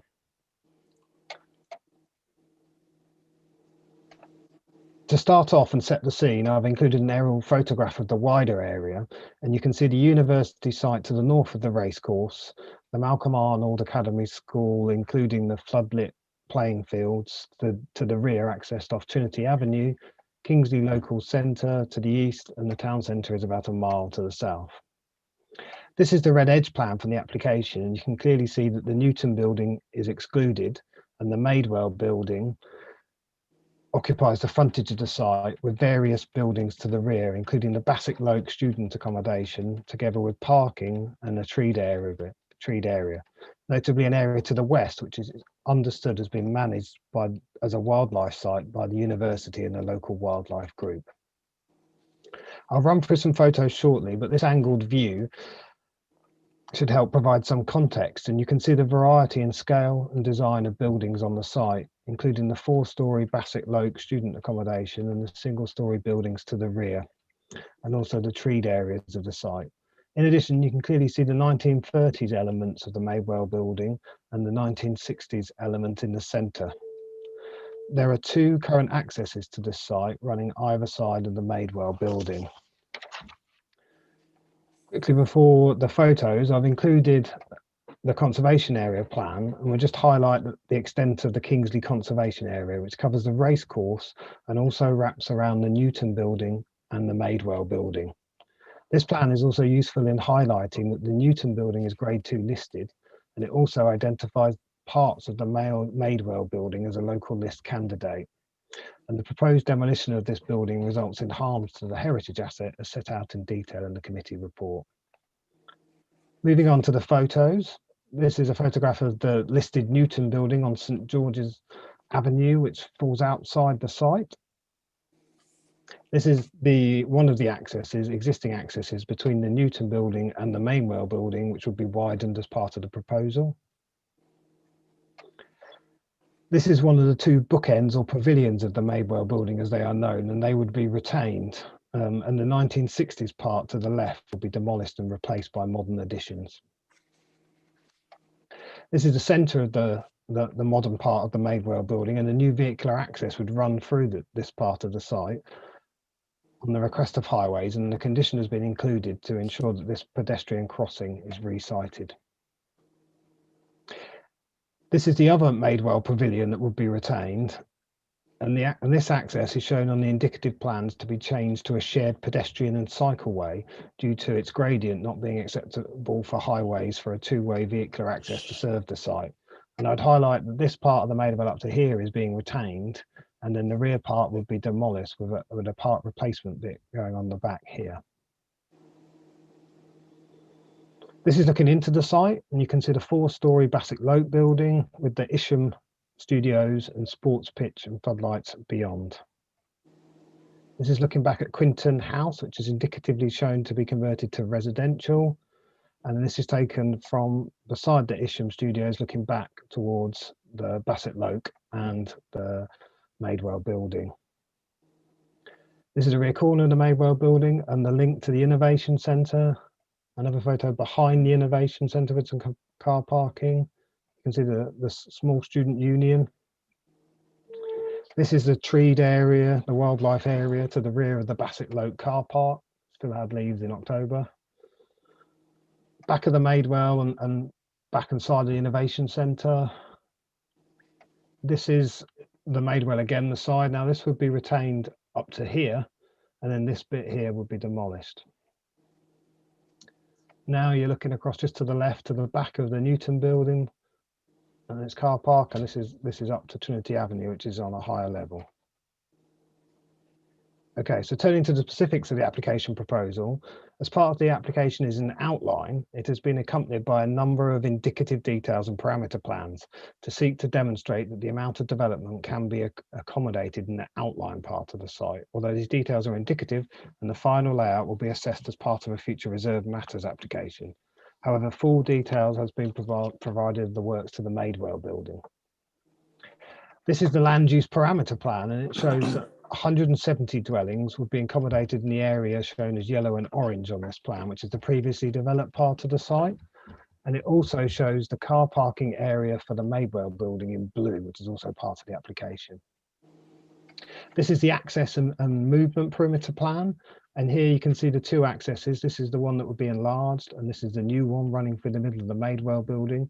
And it also shows an illustrative cycleway and pedestrian way running across the site from Trinity Avenue to Freehold Street. But this is in the outline part of the scheme and would therefore be considered at the reserved matter stage. Here we have the height parameter plan, and that shows the tallest buildings concentrated in the Madewell conversion part of the site. And then moving on to the detailed site plan. So this in red shows the outline of the extent of the full application in red. And that includes the two accesses, the retained, which is these bits here, the retained parts of the Madewell building, and the extended parts, which are the two parts across the front and a part on the rear corner here. The housing shown to the north and west is indicative from an illustrative master plan, which I will show shortly. So here we have the front and the rear elevations, and you can see the retained bookends, which I showed in the photographs, and you can see modern replacement infill terraces with a central access road. Here we have the outer sides, and this was the side by the Newton building where I showed you it was retained up to here. And then this is the other side, the Quinton House side, and there's a smaller part retained and then a new extension on the back. The internal elevations, which are these two, there's more internal demolition of internal projections. So these have contemporary fronts to the elevations. I've included a couple of floor plans. This is the lower ground floor, includes some storage area and some accommodation. To the front, there are duplex apartments which have a sunken sort of garden terrace to the front. So they have 2 floors of accommodation. So they have another floor here. And then I've also included the top floor plans, which essentially they have balconies which overlook the racecourse. 2 slides to go. This is the illustrative master plan, which I referred to earlier. And essentially it seeks to provide an indication of the way the site could be developed and how the detailed part here could be integrated with the outline part at later phases. This is the last slide. It's the illustrative landscape master plan. And again, you can see the east-west link road of how it could come forward, and the bulk of the treed areas retained shown indicatively retained in the site. Okay, so to finish, I would just highlight again, the scheme has been subject to amendment since its original submission to reduce the total number of dwellings from 200 to 170. Full details of the works to the Madewell building have been provided in order that the impact on the heritage assets can be fully considered, and a building recording condition is also proposed to ensure that a full record is made of the Madewell building prior to its partial demolition. In addition, there have been extensive discussion with statutory consultees, and it's considered that the matters raised can be addressed by conditions and planning obligations. Also, it's worth highlighting the viability of the scheme has been independently assessed, and it has been found that it cannot afford to provide any affordable housing, but can make a contribution towards education and health facilities and off-site highway improvements to seek to mitigate the impacts of the development. Overall, it's considered the benefits arising from the scheme, including the significant contribution to the council's 5-year housing supply and the redevelopment of a brownfield site, would outweigh the harm arising from the demolition to parts of the Madewell building. Therefore, it's considered that the scheme is acceptable, and the officer recommendation is to approve subject to conditions in a Section 106 legal agreement. Thank you, Chair. Thank you, Adam. Well, we have one speaker on this. It's Catherine Mason. Catherine, I can see you're there. Thanks for Hello. waiting. Good evening. Thank you for waiting. Evening. If you'd like to introduce yourself and in what capacity you speak, please. Yeah, I'm Catherine Mason, the planning consultant on behalf of the University of Northampton, and I'm speaking in support of the application. Thank you very much. You have 3 minutes. Thank you. Thank you. Thank you for your time, councillors. As I've spoken previously, I'll just briefly summarise the key points, and I'm here if you've got any questions afterwards. As previously highlighted, this proposal is sustainable development in accordance with your local plan. The proposal makes good use of a brownfield site which is in a sustainable location. The Emerging Local Plan Part 2 allocates the site for up to 200 dwellings. In response to the additional objection, which was not reported to the first planning committee, it's important to re-emphasise that the most significant elements of the proposal will deliver up to 170 units and will provide much needed housing, contributing to the council's 5-year housing land supply. As previously outlined, we have worked closely with NBC to ensure that any impacts arising from the scheme are satisfactorily mitigated against. We have worked with your officers to amend the scheme to ensure that the council standards are met. We have resolved ecology, archaeology and drainage issues to a satisfactory conclusion. We have agreed a Section 106 package with your officers toward wider mitigation of the scheme. We hope you'll be able to again support this proposal, which is the final piece of the jigsaw in the university's new Waterside campus. The university is an important stakeholder in Northampton. The redevelopment of Avenue is all part of that plan, and the receipt from the development is an important constituent of the university's financing. The university is still repaying loans that help deliver the new campus, and the receipt from the sale of Avenue has always been planned in order to meet existing commitments. The sale will also mitigate against future challenges in what is an uncertain time for all industries, including higher education. In summary, this is a high-quality, sustainable redevelopment of a brownfield site. We have worked hard with your officers to deliver a scheme that the town can be proud of, including the retention of the locally listed Madewell building. I hope you are able to support this proposal tonight. Thank you. Thank you very much, Catherine. If you just remain there and take you up on your offer, that got any questions that you're prepared to answer them where you can. Committee, that is the next thing. Does anyone have any questions to ask of Catherine, please? Councillor Birch, Jane, yeah. Jane, yeah. Thank you. Thank you, Catherine. It's always good to hear that the applicant, the university, is very interested in high quality design and in providing housing for residents in the area. I'd just like to stress again, there is a neighbourhood plan in this area that is in the formation, and one of the great ambitions of that plan is for sustainable housing, and I would hope this would be one of the high priorities as the site is developed, that these houses would be as environmentally sustainable as possible, and using all the latest building techniques to obtain that. So it really is just my comment. It is supported. There are still some things that in the areas that are yet to be detailed that perhaps residents would like a little bit more input into. But so far, I think most of the consultation has been very good, and certainly the support from the planning department at the borough has been really very thorough and helpful. That's just my comment there. Well, okay, Jane, that was more of a comment than a question, but I'll allow it. Okay, thank you. Anybody it's about else? Sustainability, I think. Yeah, well, okay. You've made your point. Okay, anyone else got any questions to ask of Catherine, please? Nobody's indicating, Chair. Appreciate that, Tracy. Thank you. And thank you, Catherine. Thank you for being patient and waiting. Thank you very much. Thank you. Right, Anna, is there anything you want to come back on? Sorry, Adam, anything you want to come back on that's been... Sorry, Chair. Councillor Markham's now put the blue hand up. Councillor Markham. Brian. Where's he gone? Where's he gone? He's gone. I think he's just lost connection. He's just coming back in. He went for a split second. Brian, you're a bit like an Oxford and Cambridge boat race crew. Crew, you're in and out. Did you want to ask, did you have your hand up to ask a question? You're still muted. Could unmute yourself. I've unmuted myself. I think I managed somehow to just unmute when you were moving on.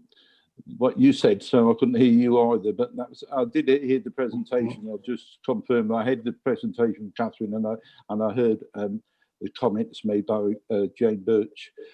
What I wanted to say was, there was quite a debate last time. I don't expect this. Is it, Brian? Can I ask? Is this a question to? No, it's not a question. No, I thought we were on to comments. No, no. No, we're on to questions to Anna at the minute. We've got to go back to Adam first. Yeah. Sorry, to Adam. Yeah. So, Adam, before I open it to questions to you, is there anything you want to come back on that was said? No. No, thank you, Chair. Okay, right. It's questions now to Adam committee. Anybody got any questions to Adam? Nobody's indicating, Chair. Thank you, Ed. Okay, right. On that, then we are on to comments. Comments, then, committee. Councillor Malcolm, Brian, yeah. I can see you, Arthur. I'll be in a minute, yeah. Right. There was quite a lot of debate last time, so what I said, I didn't get the chance to say last time how important this is for that site and for that side of the racecourse, how it blends in, how top quality it is, makes use of the Madewell building. Some of that building goes, but it does make use of the important part, which is immediately facing onto George's Avenue, and yeah, this the work that's been done by our officers to achieve this, and indeed by the local community as well, and the local councillor, should be recognised, because it is using what was the technical college there, the university site, and providing high quality homes in an important location can't be understated, I think, and that it is so important, that site. And the good news, I understand, is it's not here now, but in the very near future we might be expecting an application for the Newton building to be reused and the land around it as well. So I welcome everything that's here. Thank you very much, Councillor Morgan. Thank you, Brian. Arthur, Councillor McCutcheon, you've got to want to make a comment, please. Where's Arthur gone? I'm not sure Somebody he's else? still in the meeting. Sorry? I'm not sure he's still in the meeting. Oh, I saw him with his hand up. I thought he was wanting to ask a question. Has he left? It appears that way, Chair, yes. Okay, Tracy. Thank you very much. Right. Anyone else got any questions or, sorry, comments to make on the application? Nobody's indicating, Chair. Right. So if there's nobody Down to indicating, 6 now, aren't we? yeah, yes, we are. If Councillor McCutcheon's left, yes, we are. I'm aware of that. So there's no questions to Adam. There's no further comments other than what Councillor Markham's mentioned. Then it leaves me to say, right, could I have a proposition that we accept the officer's recommendation as put down? Councillor Lane, Jamie, yeah? Yeah, happy we accept the officer's recommendation. Councillor Markham, Brian, are you seconding? Yeah? Okay. All those in favour that we accept the officer's recommendation to approve this application as it is? That's 6 hands in the air, Chair. That's unanimous. It's unanimous. Thank you very much, Ed. Thank you. Thank you, committee, for that. Thank you. And thank you, Catherine. Right, now we need councillors Markham, Mary Markham, that is, and councillors Botwood back in. Tracy, Ed? They're just being readmitted, Chair. Appreciate that. Thank you very much. Hello. Hello, Alan. Hello, Mary. Hi. Welcome back. Right, we're on item 10B now. Yep. Which is Objective Works, Objective Road on page 49. Anna, this is your report. Would you like to present it, please? Thank you, Chair. So the application was heard by committee on the 19th of May this year and approved in principle. It's been brought back to committee tonight as some changes are required to the section 106. However, I will quickly run through the proposal in case any councillors are not familiar with the scheme. So firstly, to point you to the addendum. One neighbour letter has been received since the last committee. The only matter not covered was the impact of COVID on the need for student housing. However, this doesn't impact on how the planning application must be assessed in accordance with national and local planning policies. So this is the application site, Bective Works. And this is the existing listed building on the site. Just show you an aerial view. This is the listed building. And then these are some existing buildings left that aren't listed. You can see here the existing row of flat roof shops fronting the main road.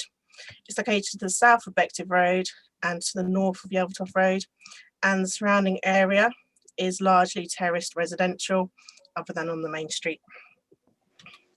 So just a few photos. This is the listed building. This is the 1924 extension.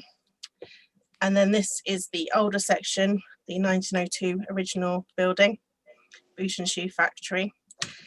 This part of the building is in a very poor state of repair and is in need of some urgent works. This is internal of the site, looking towards Yelvertoft Road. These are some of the existing buildings that aren't listed on the site, which would be demolished. And again, this is Yelvertoft Road. This is the site to the right. And this is looking up from the main road, so you can see the flat roofed shops. And then this is the car park for the shops, and the development site starts from here up to the listed buildings, and these buildings would be demolished. And again, just another photo showing the general character further up into Bective Road. So this is the site, the development that was approved in principle. So it is for student halls, which is new development. And then this is the listed building that would be rejuvenated and converted. So quickly run through the listed building first. At ground floor, you'd have 2 retail units. And then towards the rear, you'd have a common room, bins and bikes for the student occupiers. And at first floor, you'd have a gym and then an office for the shops. There are some minor alterations to the appearance of the listed building through new windows and doors. The conservation officer is happy with all of these amendments. And then onto the main student halls itself. It's a proposal for 107 flats, which is 347 rooms with 356 bed spaces. Each flat has its own kitchen and all the rooms are en suite. So just to show you an example flat, there's a cluster flat here. So each bedroom's en suite and they share the kitchen. Whereas there's another type here where it would be inside, the entire room would have everything. So there's a variety of different styles of student accommodation, typical for the area. And the development also has voids in between to allow some lighting. So you can see the voids easier from the first floor plan. Again, you can see the cluster flats with the shared blue kitchens. The site does include a basement with parking. It's got 36 spaces, so that's the top floor, and then you go underneath and you've got this floor, which is under here. The parking spaces aren't for the student occupiers other than those with blue badges. It's actually for the employees even, of the student hall and the units that they're creating in the listed building. And just to quickly run you through the design again. So as you can see, the proposal has been designed to look as terrace rows across both streets. This is the listed building. The red line is what's been previously approved and can be built on site. So you can see it's lower than what's previously been approved and not as close to the listed building and not as close to the neighbouring residential property on Yelvertoft Road.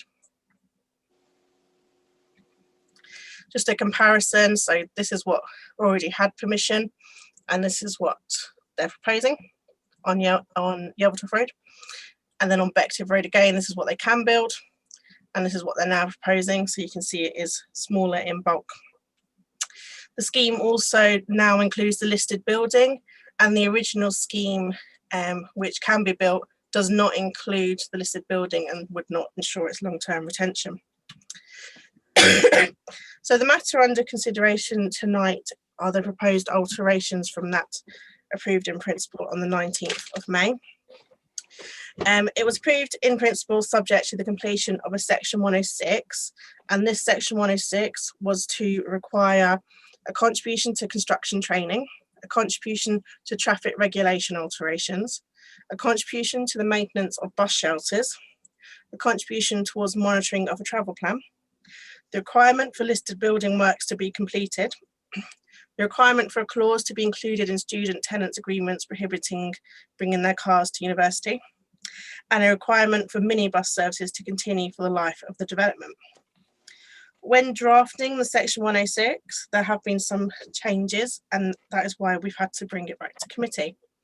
The first is that NCC Highways have advised that they no longer want the traffic regulation alterations contribution. As such, we could no longer require this within the section 106, as the Highways have advised they do not want it. It was also been advised by the council's legal team that the council cannot legally require a clause in students' leases requiring them not to bring their car to university. This is due to a 2017 Court of Appeal decision, which confirmed that it would be illegal to require this. As such, we cannot require this within the section 106. It is illegal to do so. Discussions have been undertaken with NCC Highways to discuss this concern, as it was NCC Highways who originally mentioned having such a clause. Highways have advised they have no objection to no longer having this clause, and have requested instead a contribution towards sustainable transport improvements to mitigate this. This would be towards the bike scheme in the town, as it is something the students are highly likely to make use of. This is therefore considered a benefit to the scheme, that we would now have this contribution towards improving this sustainable transport in the town. In addition to these changes to the section 106, a condition has also been added requiring the development to be undertaken in accordance with the travel plan. This is again to make it easier within the section 106 to tie it in that they follow the travel plan and its monitoring. So to conclude, the changes are that we would no longer require the traffic regulation alterations contribution, that we cannot legally require the clause in students' tenancy agreements for not having cars, and instead we would be adding to the section 106 a contribution towards sustainable transport improvements to mitigate this. The conditional condition would also be added, requiring development to be undertaken in accordance with the travel plan. It is considered that these alterations are acceptable, and the scheme would remain acceptable despite the changes needed.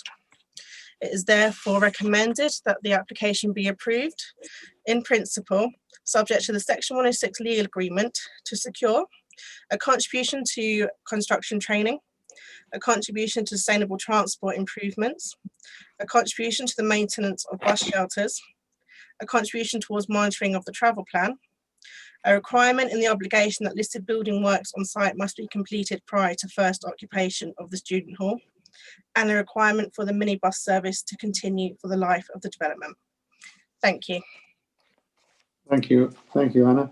Right, we've got 3 speakers on this. Now I have to just slightly alter the running order on this. I hope that Councillor Bearsworth and Jennifer Smith will bear with me, because I have to have Councillor Markham to speak first, because as a planning committee member she speaks, and then she's got to leave the room before other speakers and the debate takes place.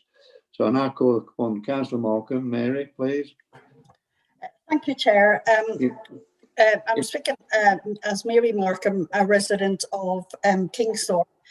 This application has been considered for redevelopment for in excess of 11 years, and I've always opposed this development of student accommodation, but no more so than now with the withdrawal of this limitation on vehicles being withdrawn. I don't need to tell anybody in this meeting the travel congestion that there is in Kingsthorpe already, with Buckton Fields, the Whitehills development we passed some months ago, 600 to 700 houses under construction at the university. Now, before I start getting accused of NIMBYism, let me tell you that this is not NIMBYism. I met with the agents for this development back in 2014, 2015, with our Director for Regeneration at the time, Steve Boyes.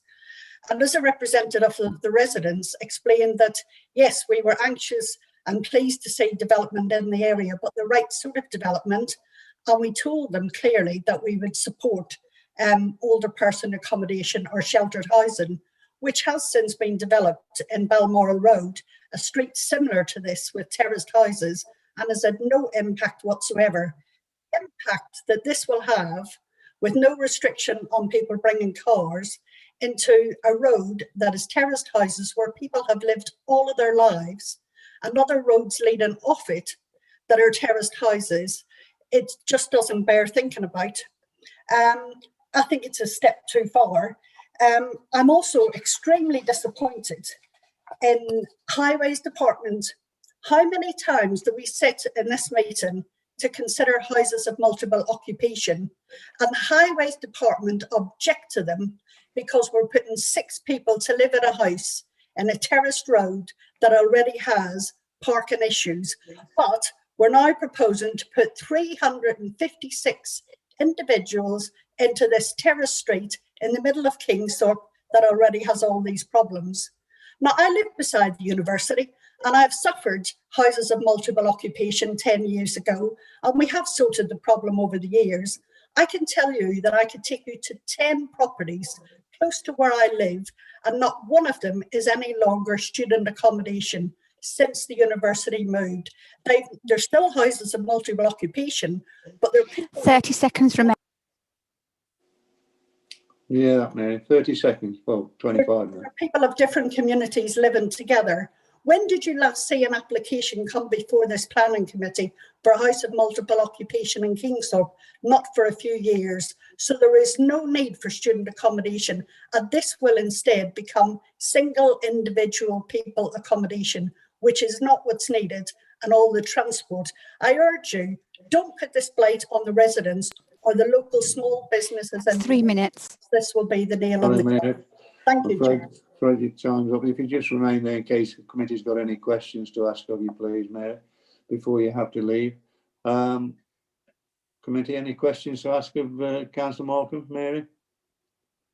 Nobody's indicating, Chair. Mary, if you just go and sit in the waiting room until we call you back after this one. Thank you very much. And I'll call upon Councillor Beardsworth, please. Good evening, Councillor Beardsworth. Sally, I'm sorry you've been waiting, but thank you very much for your patience. That's okay, Chair. Thank you very much for allowing me to speak tonight. I think it's very important. I was the county councillor for this area for 16 years, and I do know the problems that go on with parking. And I totally echo everything that Councillor Mary Markham has said. This is totally the wrong place to put these. If you look at your photographs, you can see the car parking problems already. And this to me is just a money-making scheme that's not going to help the people of Kingsthorpe at all. It's just going to exacerbate the problems that we have with traffic. And the very fact that highways don't need money, I'm surprised at that, because there's lots of jobs I can think around town that highways could use the money to do.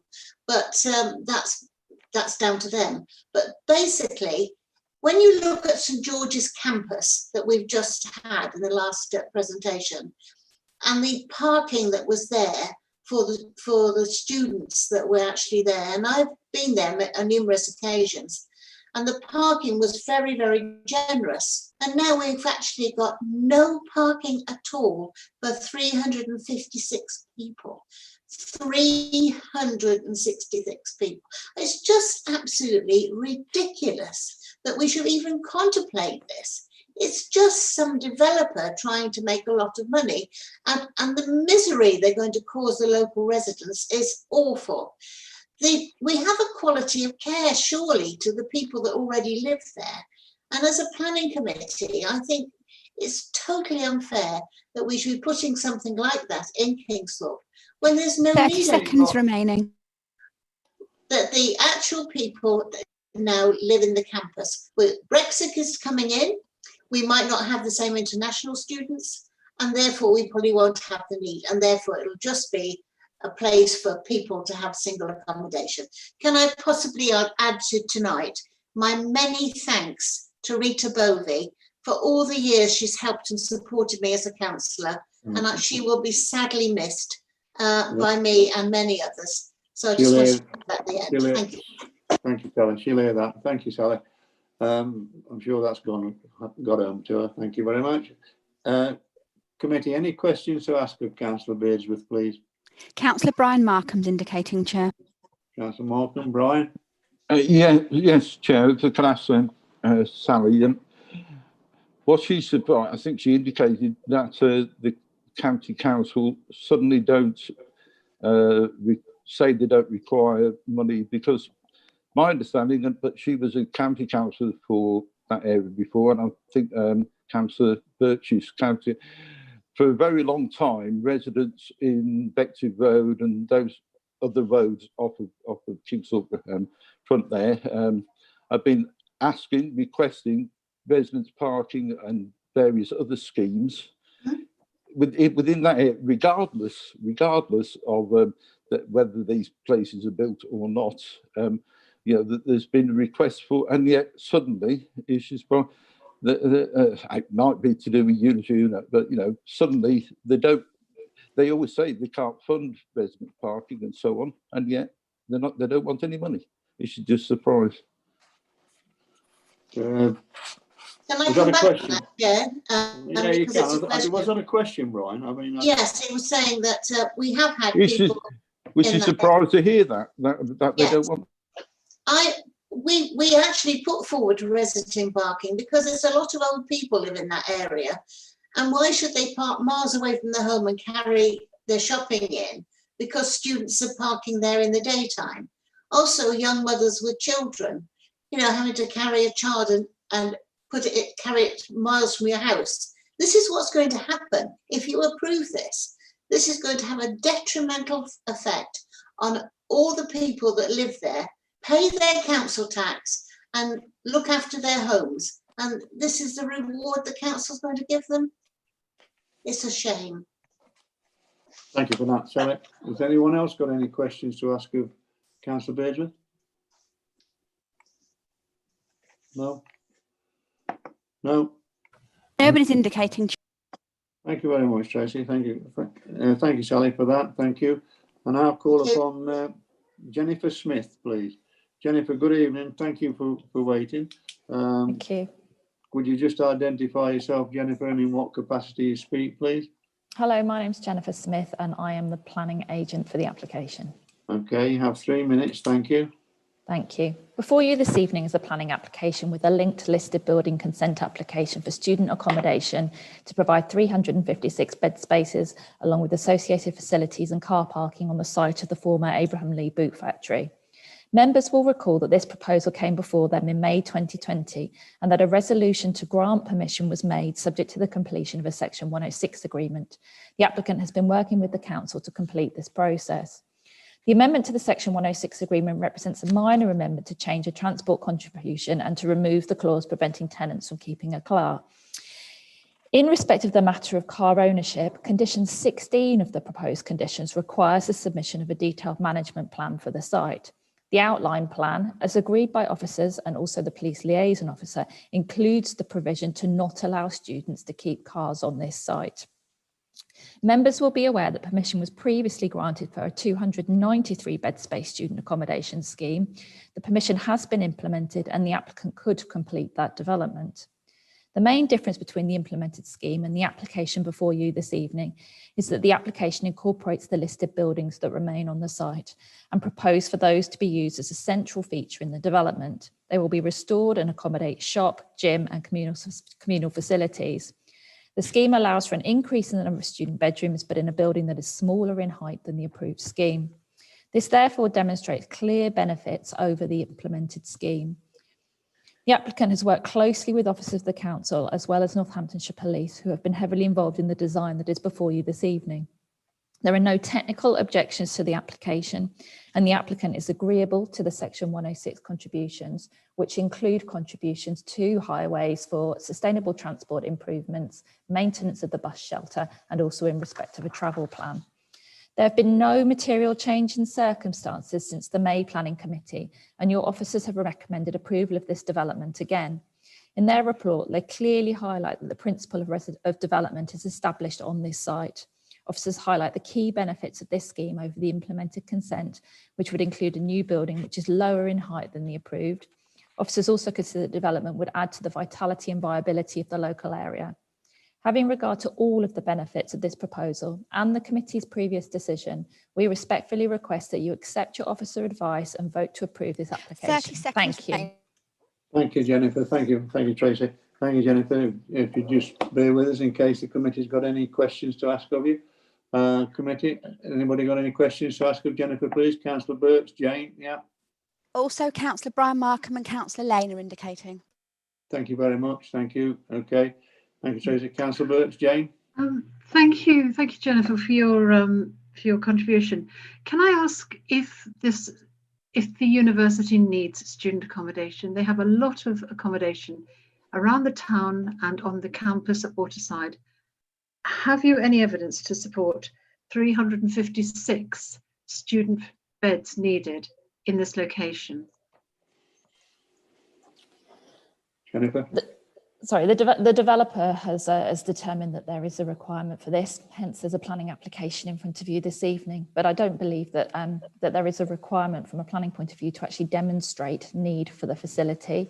And as I've already spoken, there is already an extant planning permission here for a scheme which provides for 293 study bedrooms. So what we're talking about is the difference between a consented scheme of 293 and a scheme here for 347 units. Thank you. Come back very quickly on that, Brian. This scheme was agreed previously when the university was working from the site in Barton Green Road, which is, admittedly not so far away. It's now in Waterside, which is the other end of the town. Is it still a valid scheme in your opinion? My clients believe so, yes. Thank you. Councillor Lane, I've got you as well, Brian. Thank you. Councillor Lane, Jamie? Thank you. It's more or less the same question as what Councillor Birch has already asked around is your client aware that the university has moved to the side of town, and why would students want to rent somewhere that's sort of 3 or 4 miles from where they're studying? But also a question I've got is that you said the people you've worked with, but have you worked with the local residents, the resident associations and local councillors over this scheme? Because I don't believe you have. Jennifer, yeah. So you've got 2 points, I think. The first one related to, are my clients aware that the university has moved? Yes, they are, clearly. The university moved some time ago, and they still believe that there is a need for this scheme, hence pursuing this planning application. Your second point about working with local residents, clearly we've got an extant scheme. We've worked extensively with the council in respect of this scheme and working up the proposals. We consulted with local residents before the application was submitted, and I don't believe that we actually received any responses to our public consultation, which we were slightly surprised about. So in terms of them having direct impact into the design, for example, of the scheme, I don't believe that anybody locally did. Can I just come back on one? Yeah, yes, what the public consultation, what did it look like? How did you contact the local residents? Was it by letter? Was it by phone? Was it by email? We did a leaflet drop in the local area. All local residents in the surrounding area were provided with the details of the scheme and details to contact the developer as part of that. Okay, thank you. Jamie, if that's it, yeah. Councillor Markham, Brian? Yes, Catherine, you indicated that there were negotiations on the Section 106 as agreed in May.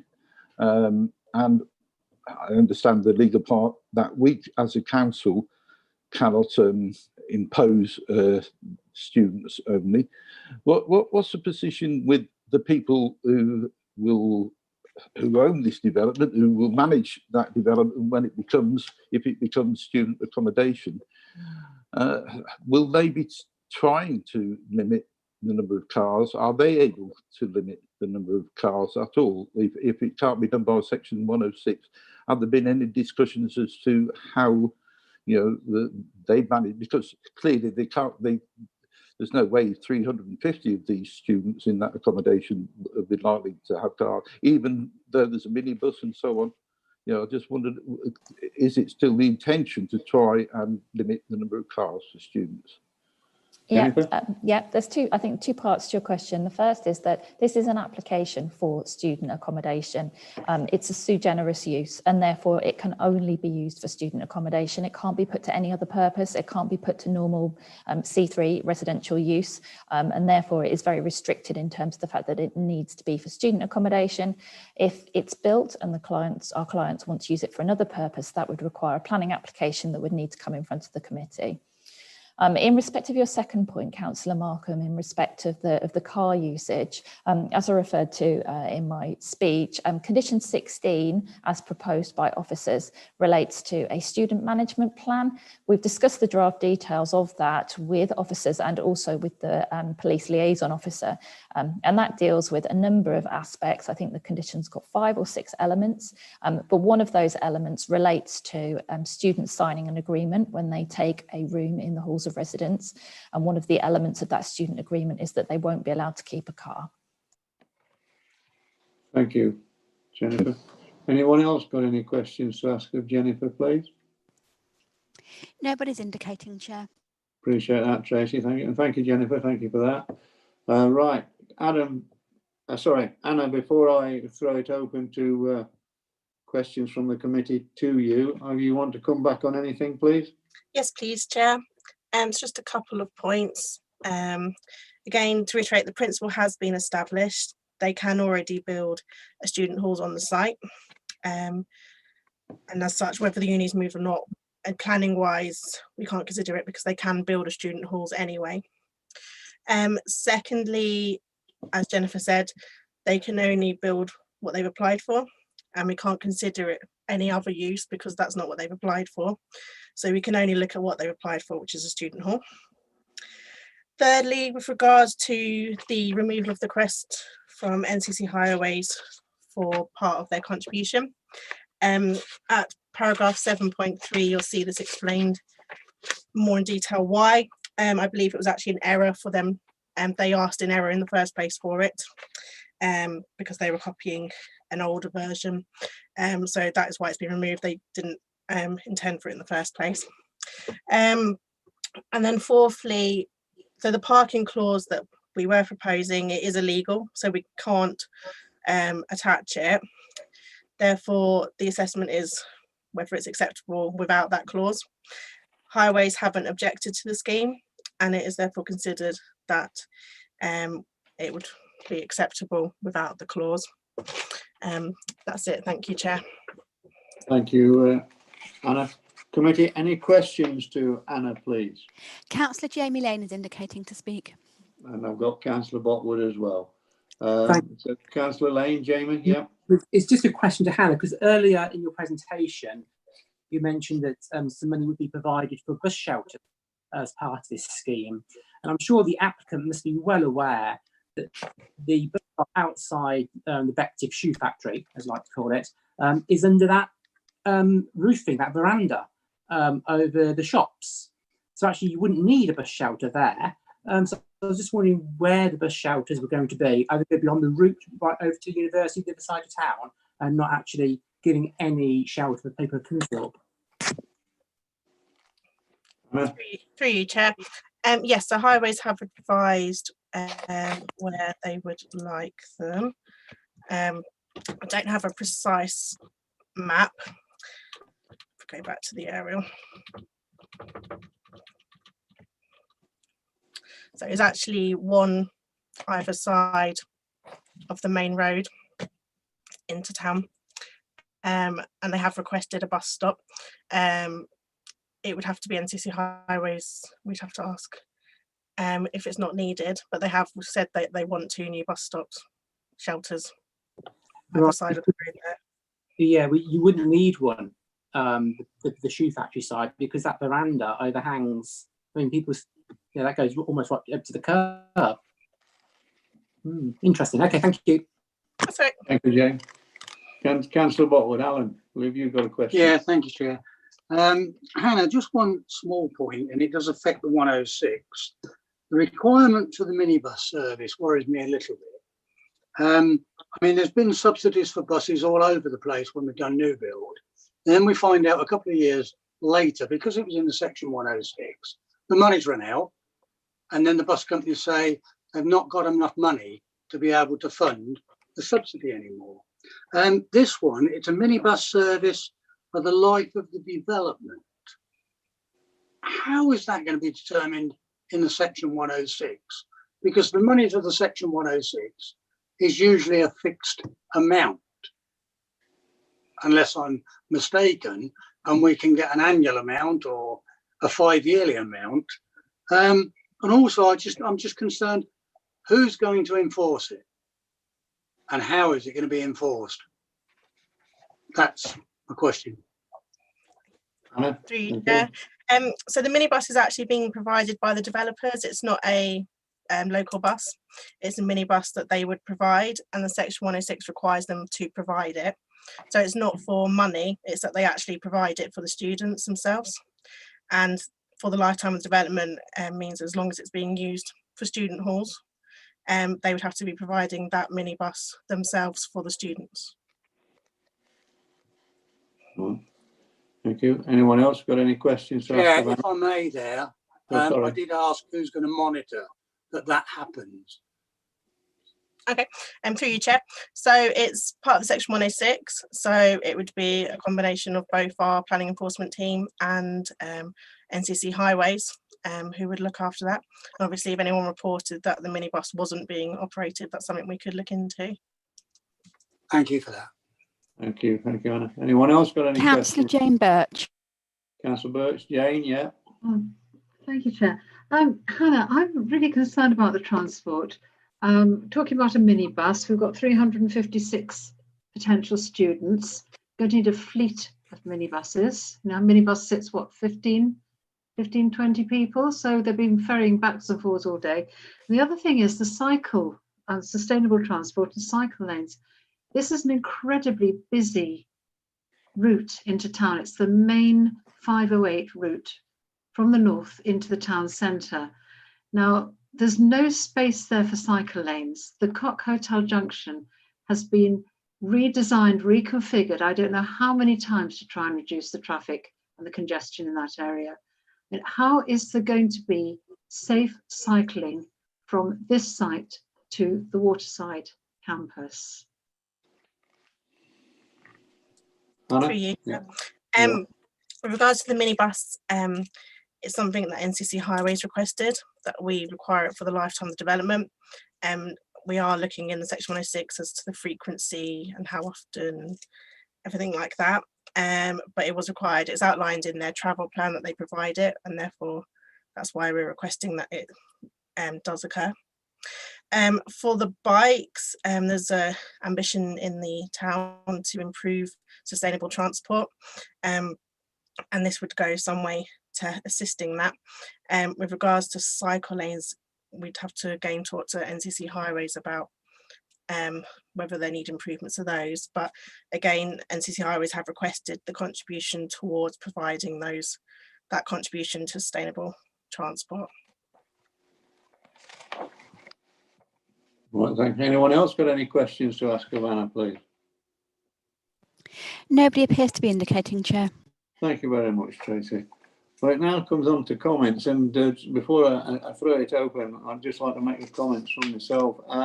Listening to the very impassioned statements that Councillor Markham and Councillor Bearsworth said. I don't dismiss those lightly at all. But it seems to me that what we're looking at here, this development has been already approved, quite frankly. And what we're looking at is the legal situation with regarding the S106 money, in which we cannot include it in the students' tenants' agreements prohibiting car use. So it has to be omitted. That's a legal requirement. Now, if the applicant themselves want to state that the students can't have a car, that's a matter for them. The thing is that the basic change is this on this S106 agreement, where we cannot enforce it in the S106 agreement ourselves, which is the major thing. That's the difference. The rest of it, we've already had this in over the years, and recently in May to approve this, and we have done so. So in my opinion, is accepting a legal situation with the S106 money. If this, as I say, if the applicant wants to enforce it that the students can't have a car when they go into this development, that's up to them. But it's just a question of legality here. But in that respect, I have to go with the legal situation advice, but I am not against the overall application. I do support it, even allowing for the impassioned speeches that Councillor Markham, Mary Markham and Councillor Sally Bearsworth made. But that's me anyway, but comments for the rest of the committee. It's comments time. Councillor Russell. Catherine, yes, thank you. Thank you. I can't remember, sadly, whether or not I supported this application in May. Personally, I'm in full agreement with Councillor Markham, with Sally Bearsworth. For several years in a former life, I did years of work on St David's, and people then were in a quandary about what was going to happen, because that particular area was a complete eyesore and attracted a great deal of antisocial behaviour and some real problems. And I know that most of the residents there, older people, loving their homes, loving Northampton, loving St David's and Kingsthorpe, and they were deeply concerned about what was going to happen. Now, I can't see how the developers are going to ensure that the residents who live there are actually students, and I can't see how it's all going to work with the transport planning and the way in which they expect the students to travel. And I can't see how the students are going to make life easy for anybody living anywhere near them. And I'm afraid I will have to abstain from this. Catherine, anyone else got any comments, please? Councillor Brian Markham. Councillor Markham, Brian. Thank you, Chair. I believe you're right. We've got to consider what has changed since May. And the issue is about this legal thing about whether or not in the section 106 we can enforce students not to have a car. And we're told we can't do that, but Councillor Russell just said, well, it won't be student. Whether or not I believe this student accommodation will ever be built, whether or not there is a market for student accommodation in that location is not something for us to decide. It's a matter, but legally it can only be that. And the way they've designed the building and refurbishing the site, I think is to be welcomed. Now, and yeah, it can only, if we agree, it can only be used as student accommodation. It will be managed student accommodation. We sad about 106, but we've had the indication that the management company, which are the owners, I think the same thing, for that student accommodation, intend to enforce the rule that they can't have cars, and they intend to give money towards public transport, towards their own minibus, and towards cycle routes and sustainable transport, all of which to be welcome. There's very little change, and the point about them still saying the students will not be able to have cars, in my mind, nothing really has changed since May. So I can't see how we can vote against it. We've agreed it once. Thank you, Councillor Markham. Thank you, Brian. Anyone else got any comments, please? Nobody's indicating, Chair. Thank you very much, Tracy. I'm obliged for that. Right. Well, the committee we have in front of us with the alteration. The recommendation is that we approve this in principle, as you've heard and well debated. So could I have a proposal that we accept the officer's recommendation that we approve this in principle, please? Councillor Botwood, Alan, thank you. A seconder, please. Councillor Markham, Ryan, thank you. All those in favour that we accept the officer's recommendation?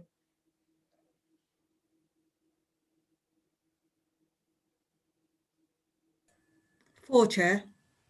4. Thank you. Those against? 2. 2 hands raised, Chair. How many? 2. 2. Abstentions? 1. So that's approved on a 4 in favour, 2 against, and 1 abstention. So that's approved. Thank you for committee. That was very well debated. Thank you very much. Thank you. Thank you, Jennifer, for your contribution as well. We now come on to item 10C, but we need Councillor Markham being readmitted to the meeting, please. We've just readmitted Councillor Mary Markham and Councillor McCutcheon. Okay, welcome. Welcome back, Arthur and Mary. Thank you.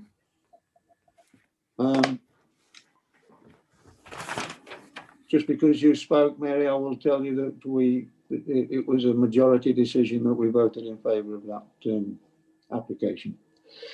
Okay, right. We're on item 10C now, committee, which is 70 Victoria Road. This is an application that has come back to us because originally it was deferred for the purpose of Rita, whose report this is, liaising with the applicant to move the bedroom from the kitchen area on it, if you can remember, at last month's committee meeting.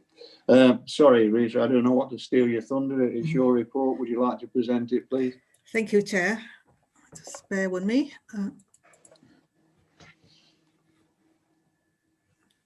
Just have.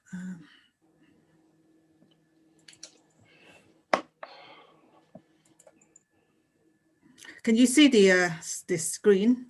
Yeah. Yep. Good. Just sorry. So sorry, I just have to redo that again. Sorry, I beg your pardon. Yeah.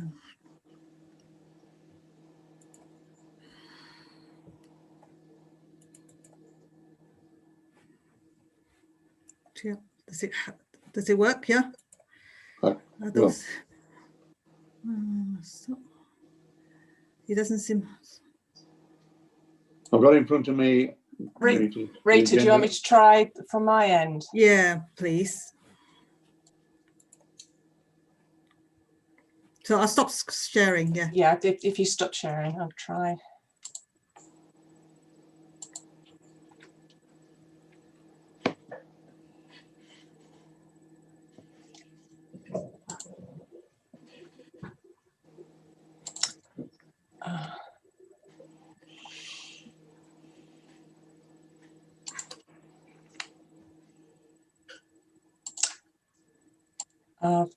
Sorry, mine. Don't worry. Yeah, mine's gone because I lost internet connection. I did have it set up to go, but it's gone. So don't worry. I'll try again. Okay, sorry, members. So sometimes when I have it on too long, it is just frozen. Going out in a blaze of glory. Yeah. So I'll do again. So it should work this time.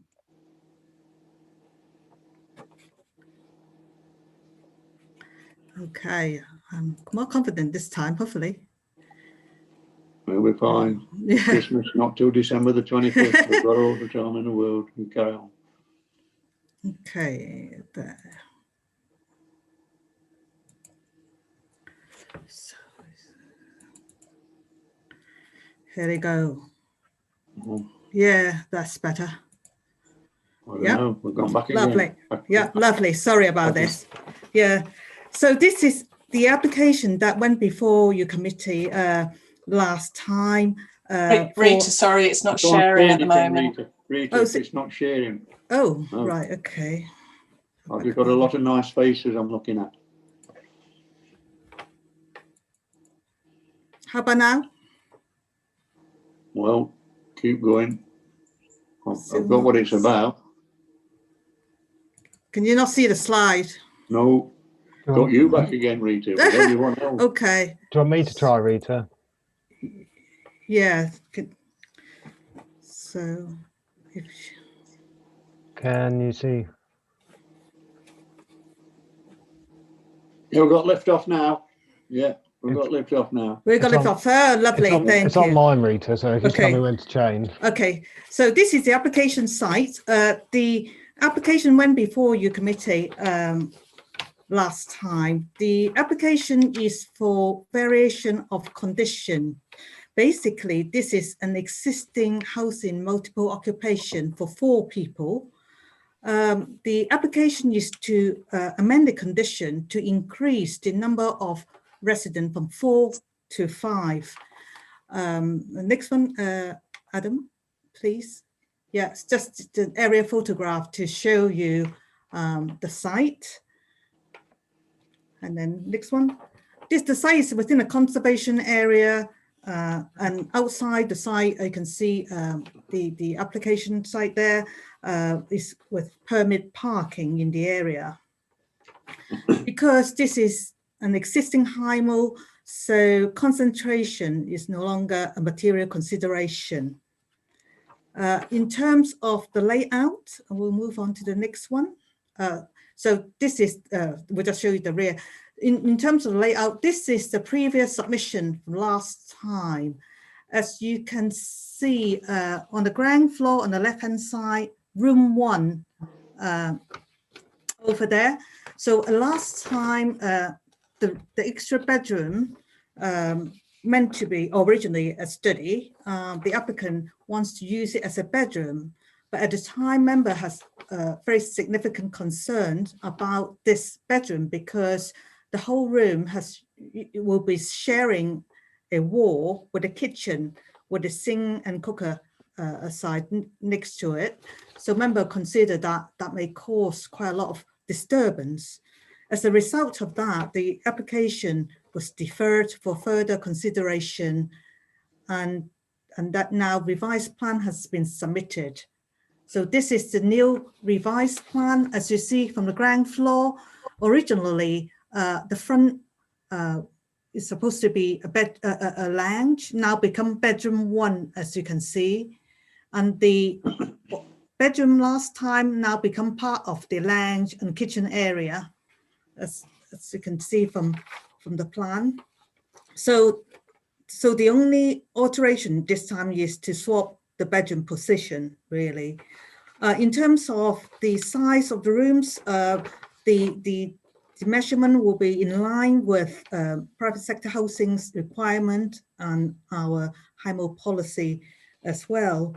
So all in all, I think with the amendment, with the applicant willing to accommodate what the members have suggested, the recommendation here is for approval. Thank you, Chair. Thank you, Rita. Committee, as you can see, we have no speakers on this, so it's any questions to Rita straight away. Are there any questions to be asked of Rita, please? Nobody appears to be indicating, Chair. Thank you. Are there any comments then, committee, that any member would like to make? Nobody's indicating. Oh, Councillor Mary Markham's indicating. Mary, yes. Councillor Markham, yeah. Mary. Chair, I would just like to say that the applicant has done exactly what we asked them to do when we deferred, and I'd like to recommend that we move to the vote, really. Thank you. And are you proposing that we accept the officer's recommendation on the amendment? Yes, I am, because I was the person who raised the concern of where the room was in the beginning. So I have no problem with the application now at all, and I'm happy to recommend it. Thank you very much. Do I have a seconder to Councillor Botwood, Alan? Yeah. Okay. All those in favour that we accept the officer's recommendation for approval this time, as it is amended?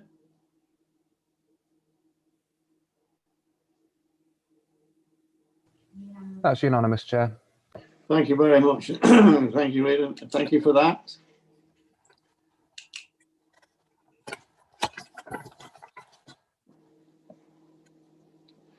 Right, we now come on to the last item on the agenda, which is item 10, item 10D on page 89 committee. It's the land at Brownlee Place, Wootton Trade Estate. For a construction of 6 new 2-bedroom dwellings. Rita, I believe this is your report again. Would you like to present it, please?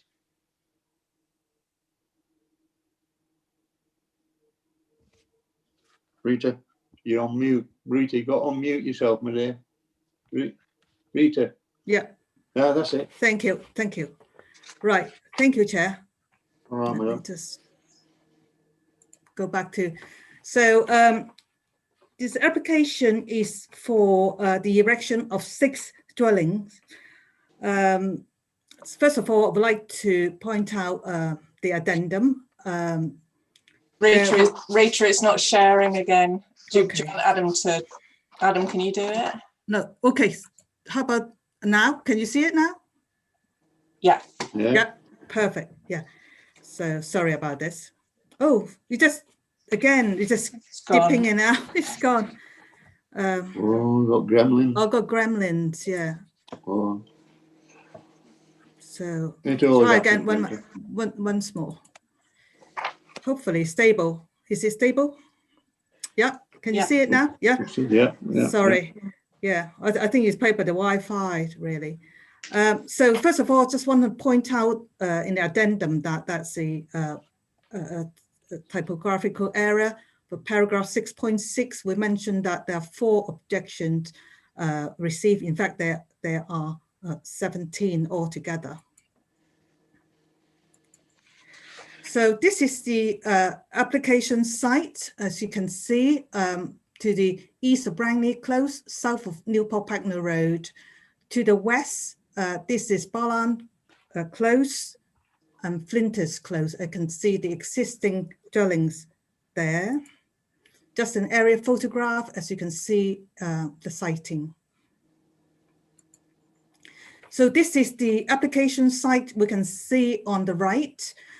This is Brownlee Close, and you can see the access road leading towards the wooden trading estates. There are some garages to the back there. And across the road from the site is the existing development of Brownlee Close. So just another view, you can see the site boundary currently. There's close border fencing with trellises on top. The property at the back, quite a few of them has got extension, and some of them have got conservatories. So this is the application layout. As you can see, it's Brownlee Close. The proposal includes 3 pairs of semi-detached properties. So this is a more detailed layout, as you can see. So altogether, as I said, 6 dwellings. All of them will be having 2 bedrooms. There will be altogether 12 parking spaces to be provided, and 6 electric vehicle charging points will also be provided as part of this scheme.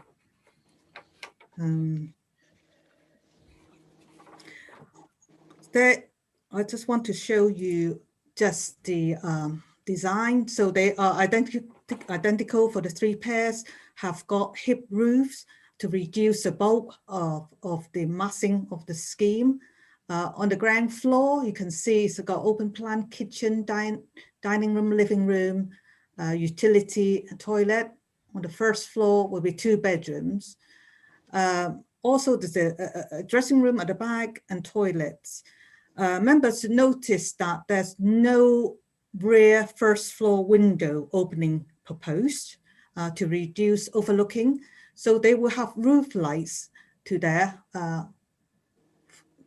for the lighting of the bathroom and the landing area. On the ground floor, there are 2 small windows that is for the utility at the back. So just an elevation to show you the houses. Obviously, there's existing houses at the back, so this is not quite a true reflection of the background of the dwelling, but after all, just to show you the massing and design of the buildings. Now, there's a bit of history to this site. In 2006, an application that came in has got planning approval as the overall Brangley Close development. At the time, apart from those houses across the road, there were 4 dwellings approved here, with 2 houses and 2 flats in there. But this scheme was never implemented. But subsequent to that, in 2010, another application that we received for the site, you can see that. So for that scheme, there were 8 units altogether to be proposed in here, including 2 pairs of semi-detached property and 4 flats as well. However, those 4 units obviously weren't built, but the rest of the scheme have been completed. What it means is that by the implementation of the rest of the scheme, it kept the planning permission live. So the site has got extant consent for the development along there. So just to show you the previous approval in terms of the massing, I think this time we have improved the design in terms of having hip roof development to reduce the bulk of the development. I think in terms of impact, just want to show you the relationship. So this is plot 1 and 2. They have residential properties at the back, Balland Way. For example, for number 31, the separation distance is 14.6 meters. So to some of the property has got conservatory, as you can see, and bay windows and conservatory. Some of them, for example, to that distance is 12 meters, but by large, most of the back-to-back distance will be over 13 meters to the first floor. Again, this is to the left of plot 3, 4, 5, 6, as you can see, in terms of separation distance. I think that one will be slightly closer, but then that particular property has got a parking in front rather than the building. This is Flinders Close, as you can see. So just another photograph or to show the boundary treatment of some of the building. This is when I point out on number 31 in that position. In the boundary, there are some tree screening, but not all the way through. You can see a photo from taken from one of the properties, the garden. You can see they have conservatories. This is taken from number 31 and looking back to the boundary, obviously the fence. So there will be development in this area. I think it's important to point out that the site generally is quite flat, but there's a different site levels in that the application site is more or less about a meter higher than the existing dwellings to the west. I think in terms of overlooking, obviously, I did point out that there wouldn't be any rear-facing first floor window to this property. So in terms of overlooking, that will be more limited. However, obviously, we do accept that the proposal do have a very close relationship with the existing dwellings. although we do not have a policy in terms of separation distance, but most of the separation distance, as I point out, back to back will be over 13 meters. Yes, there will be impact in terms of outlook, as well as overshadowing in certain parts of the site. However, I think it is important to remember that there's an extant consent to the site. So on balance, I think notwithstanding the concern from the residents, the development will provide the much needed 5 years housing supplied, but with the extant consent and history, so the recommendation on balance is for the application to be supported. I think in terms of the proposal, officer considered that there will be adequate lighting and outlook for future occupants. Suitable visibility displays will be provided. I'll just show you the layout for the parking spaces. As you can see from there, highway has no objection for this scheme. Other issues mentioned by the objectors are contained in the report. I'm not going to repeat them now. One thing I would like to add is that following the earlier decision on Durban Drive, I think because this site is very near to the entrance to the site, I would suggest that we also add a construction management plan condition for this one, because originally we did not, because we think it's for 6 dwelling, but following the discussion earlier, I think it is wise to impose such a condition, especially because the relationship with the property are quite close. So it is important to control the construction hours to make sure that no undue impact will be caused to the existing residents to the back. So bearing in mind, as I said, the history of the site, so the scheme is considered to be acceptable and recommendation is for approval. Thank you, Chair. Thank you very much, Rita. Thank you. Well, we have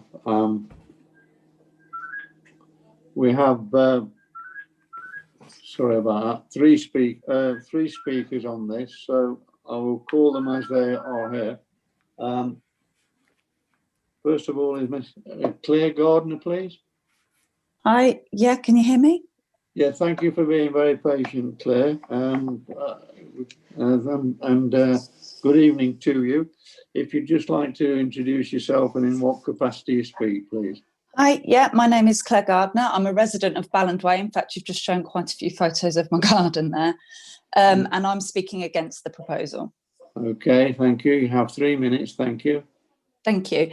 I've clearly stated my objections previously and the reasons why I'm against the application, and none of that has changed. In response to the recommendation being made by the planning officer on this application, I wanted to respond on particular points. Properties on Balland Way immediately to the rear, and particularly my property, are actually at a height level of 1.4 metres below the road level of Brownlee Close. I went and measured it, not approximately 1 metre as stated in the report. My fence is 1.8 metres high and has 40 centimetres of trellis above it. And if the properties are being built up to the Brownlee Place road level, then this equates to approximately 1 to 1.4 metres of earth being built up directly behind my fence. This will have impacts on the stability and sustainability of my property boundary. And also I'd question, how do I maintain it moving forward? Secondly, the rear window and side doors of the properties being built would overlook my property based on this height differential. That first floor, ground floor window would overlook. Thirdly, it will also remove any height differences that my fence currently provides from a security aspect, meaning my property will be easy to access from behind the fence. Finally, if there are impacts to the stability of my garden, and also if it becomes flooded, which has happened in the past due to being below the road level with hard tarmac rather than soil and grass than previously what would have soaked into the rain, Who is responsible for this? Who do I report these things to, and who is accountable? It's being done without my approval, consent, yet I would be the one who'd have to maintain the cost of any impact sustained to my property. Also, then my question would be, should a condition be that the houses are built to the ground level that exists against the property in Balland Way, and this has not been included as a recommendation currently? The planning officer states there will be some impact in terms of loss and overshadowing. I'll be very clear, it is considerable impact to the houses that back onto this area in terms of overshadowing, overbearing and loss of outlook. In the planning officer's own words when he came to visit my property, where a house has applied for an extension to an existing on the back of an existing property, there generally needs to be at least 25 metres behind the end of the extension in the existing property. Not my words, his. As stated by the planning officer in the report, there is only between 8 metres and I thought it said in a maximum of 13 metres to the properties in Balland Way and Flinters Close. However, because there is no new development rule surrounding this, it is apparently acceptable. Personally, it feels like it's going back in time to Victorian era. The recommendation states the application is acceptable based on the fact that the planning application was approved in 2011 for a whole estate of 29 houses, and this feels entirely inappropriate. And I would question the due diligence that was paid for that element with regard to that original application. And I know that it's not part of the approval. I appreciate that it's got extant approval, but actually something that was approved 10 years ago, should that actually still be allowed to stand 9 years down the road? 3 minutes.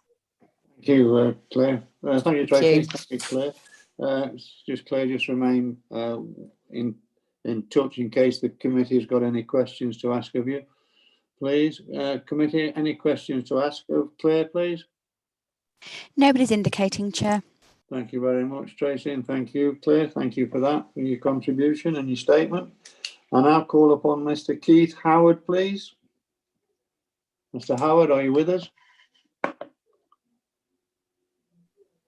Yes, I am here. Can you hear me? Yes, I can, Mr. Howard. Good evening. Thank you for patiently waiting. If you'd like to introduce yourself and in what capacity you speak, please. Yes, I do. My name's Keith Howard, and I am the applicant and also the owner of the site. Okay, thank you very much. You have 3 minutes. Thank you.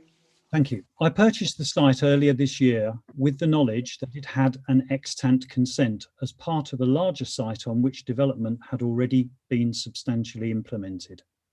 Having examined the existing permission, I wanted to improve the scheme, and I thank the officer for his assistance during this process. I have sought to reduce the impact of the impending development on neighbouring properties as far as I am able, and to improve the appearance. I undertook pre-application inquiries with your officers back in July, and in your officer's response, he confirmed that the principle of development was accepted already, subject of course now to design, highway safety and neighbouring amenity. It is those matters that have been carefully considered, and the drawings indicate the attention which I have given to improving the design, reducing the impact on neighbouring residents, and increasing the parking safety and amenity space for all of these new dwellings. However, notwithstanding that, the site can of course be developed in relation to the previous approved application, and therefore I believe by implementing these new proposals, it will be a better scheme. In particular, firstly, we have reduced the amount of built form from 8 properties down to just 6. Secondly, we removed all first floor rear glazing to protect both the new inhabitants and the existing neighbours' privacy. We have also added larger parking areas which allows greater highway visibility, and these parking areas being porous will allow water still to soak into the site. Importantly also, we've added a garden for each home, which of course will be suitably drained. We have lowered the roof heights along all of the ridges and added hipped, not gabled roofs. This will also improve daylight passage between the properties. In reducing the number of dwellings and increasing the space around the properties, the proposals are now an improvement on the existing approved development. And I will implement the new scheme rather than the current development. However, as the owner of the site, should the committee not approve the application tonight, which has been recommended by the planning officer, I will need to develop the site and would therefore have to complete the existing approved. 30 seconds remaining. Bearing this in mind, I do hope that you can support the application. Thank you. Thank you, Mr. Howard. Just remain with us just for a moment in case the committee's got any questions to ask of you, please. Okay. Committee, do you have any questions to ask of Mr. Howard, please? Councillor Brian Markham. Yeah, and I've got Councillor Botwood as well. Go on then, Brian. Go on. I'd like to ask Mr. Howard that mentioned the planning officer and the lady, the speaker, mentioned the difference in levels between the two sets of houses or both set. Wasn't clear from, is the new dwellings proposed to be on the same level as the existing highway, the road there? Because obviously just looking at the photos, there's a considerable, it slopes upwards from the road, but I guess that's just detritus and so on. Is that site being levelled under the existing plans that have just been put in? Okay. Yeah, that was the question. Okay, it isn't possible to completely level the site because Brownlee Place Road is at a higher level than the houses which are behind, and as such we will be able to do as best we can, but the back of the houses will have some brickwork down below DPC level to bring them up slightly, because we need to be in line with the existing pathway at the front. Thank you, Brian. Councillor Botwood, Alan. Yeah. Thank you, Chair. It's on the same question, actually, Mr. Howard. Obviously, your land is approximately 1.4 metres below, above the existing houses. So I appreciate your footings on the back wall of your houses will obviously retain any soil if it needs to. But what happens at the back of the parking areas? Is there going to be a suitable retaining wall? Just to clarify something here, the difference in level is not 1.4 metres the whole way down. It's only at the very top of the site near the Newport Pagnell Road. As the site goes further down the road, the levels become almost level with the houses behind. So it is only at the very top of the site that there is such a substantial difference. And in answer to your question, yes, there will be, as required, retaining at the back. So there isn't going to be this large amount of built up land, which has been discussed. Thank you. Anyone else got any questions to ask of Mr. Howard, committee? Councillor Birch. Councillor Birch, Jane, yes, thank you. Thank you. Mr. Howard, you were talking about the rear walls of the properties not having windows. Can you just confirm that the bedrooms will have windows, not just roof lights, but somewhere they can, a view out of the room? Yes. Sorry. Yes, I can confirm that.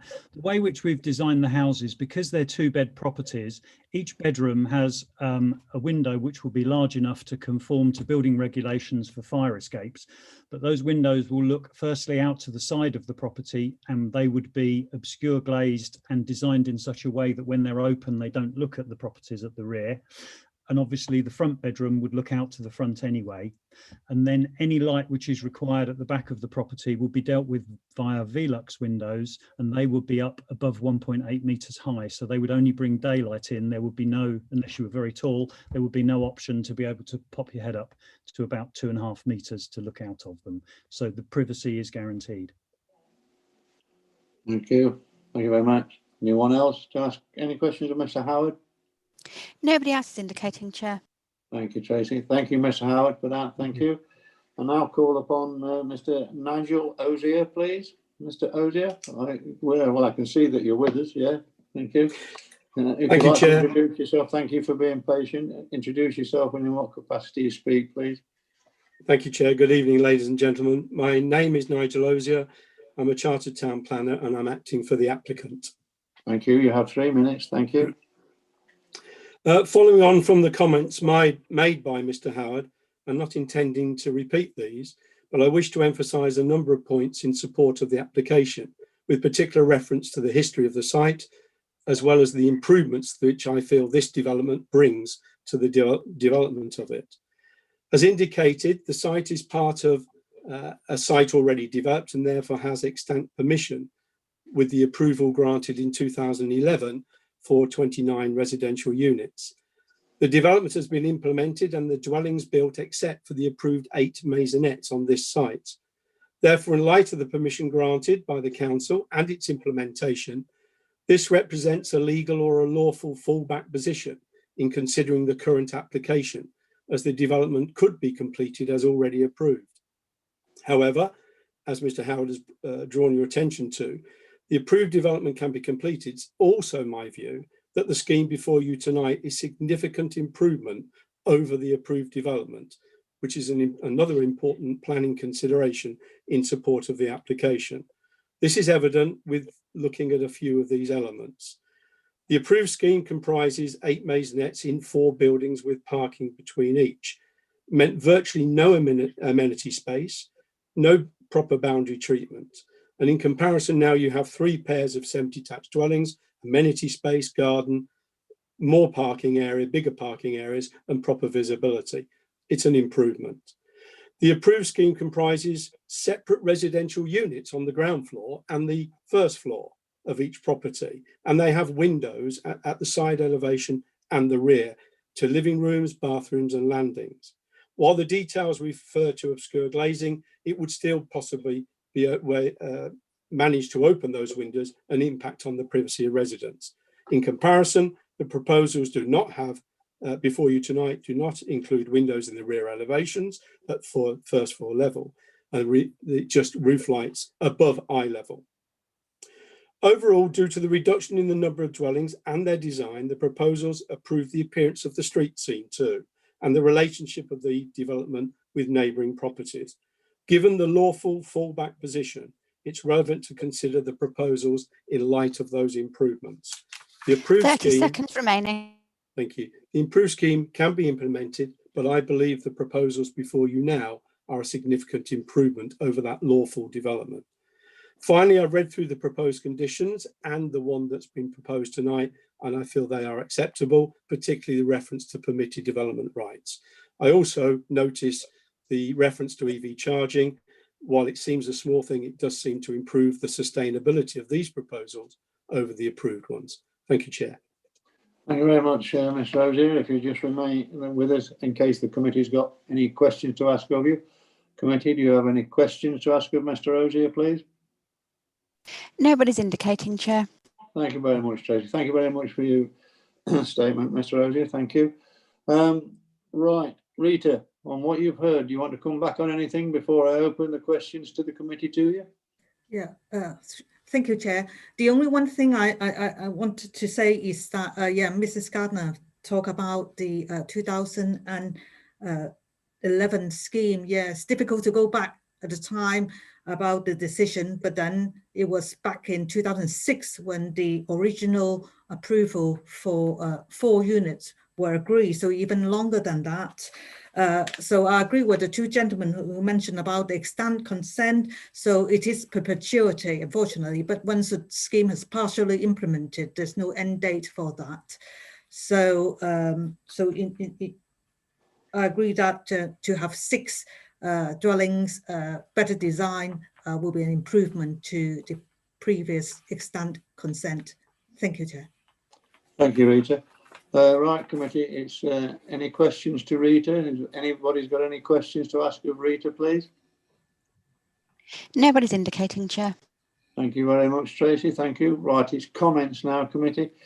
Any comments on the application and on what you've heard? Nobody's indicating, Chair. Well, thank you for that, Tracy. And it falls upon me to ask the committee. The recommendation is for approval, as laid out into the report and in front of you. Do I have a proposal that we accept the officer's recommendation for approval? Councillor Lane is indicating of proposing it, that we accept the officer's recommendation. Do we have a seconder, please? Councillor Botwood is raising his hand to second it. So with that in mind, can I have a show of hands for all those in favour of accepting the officer's recommendation for approval, please?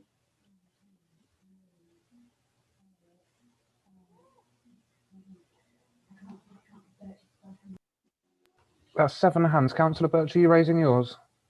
No. No, that's she's just got a 7 there. Chair. 7-4. So against? No, No hands raised. Abstention? 1 abstention. So it's 7-4, no against, and 1 abstention. So on that basis, the application is approved. Thank you very much, committee. Thank you. Thank you for that. Thank you, Chair. Right. Now then, that concludes the meeting for this evening. Can you take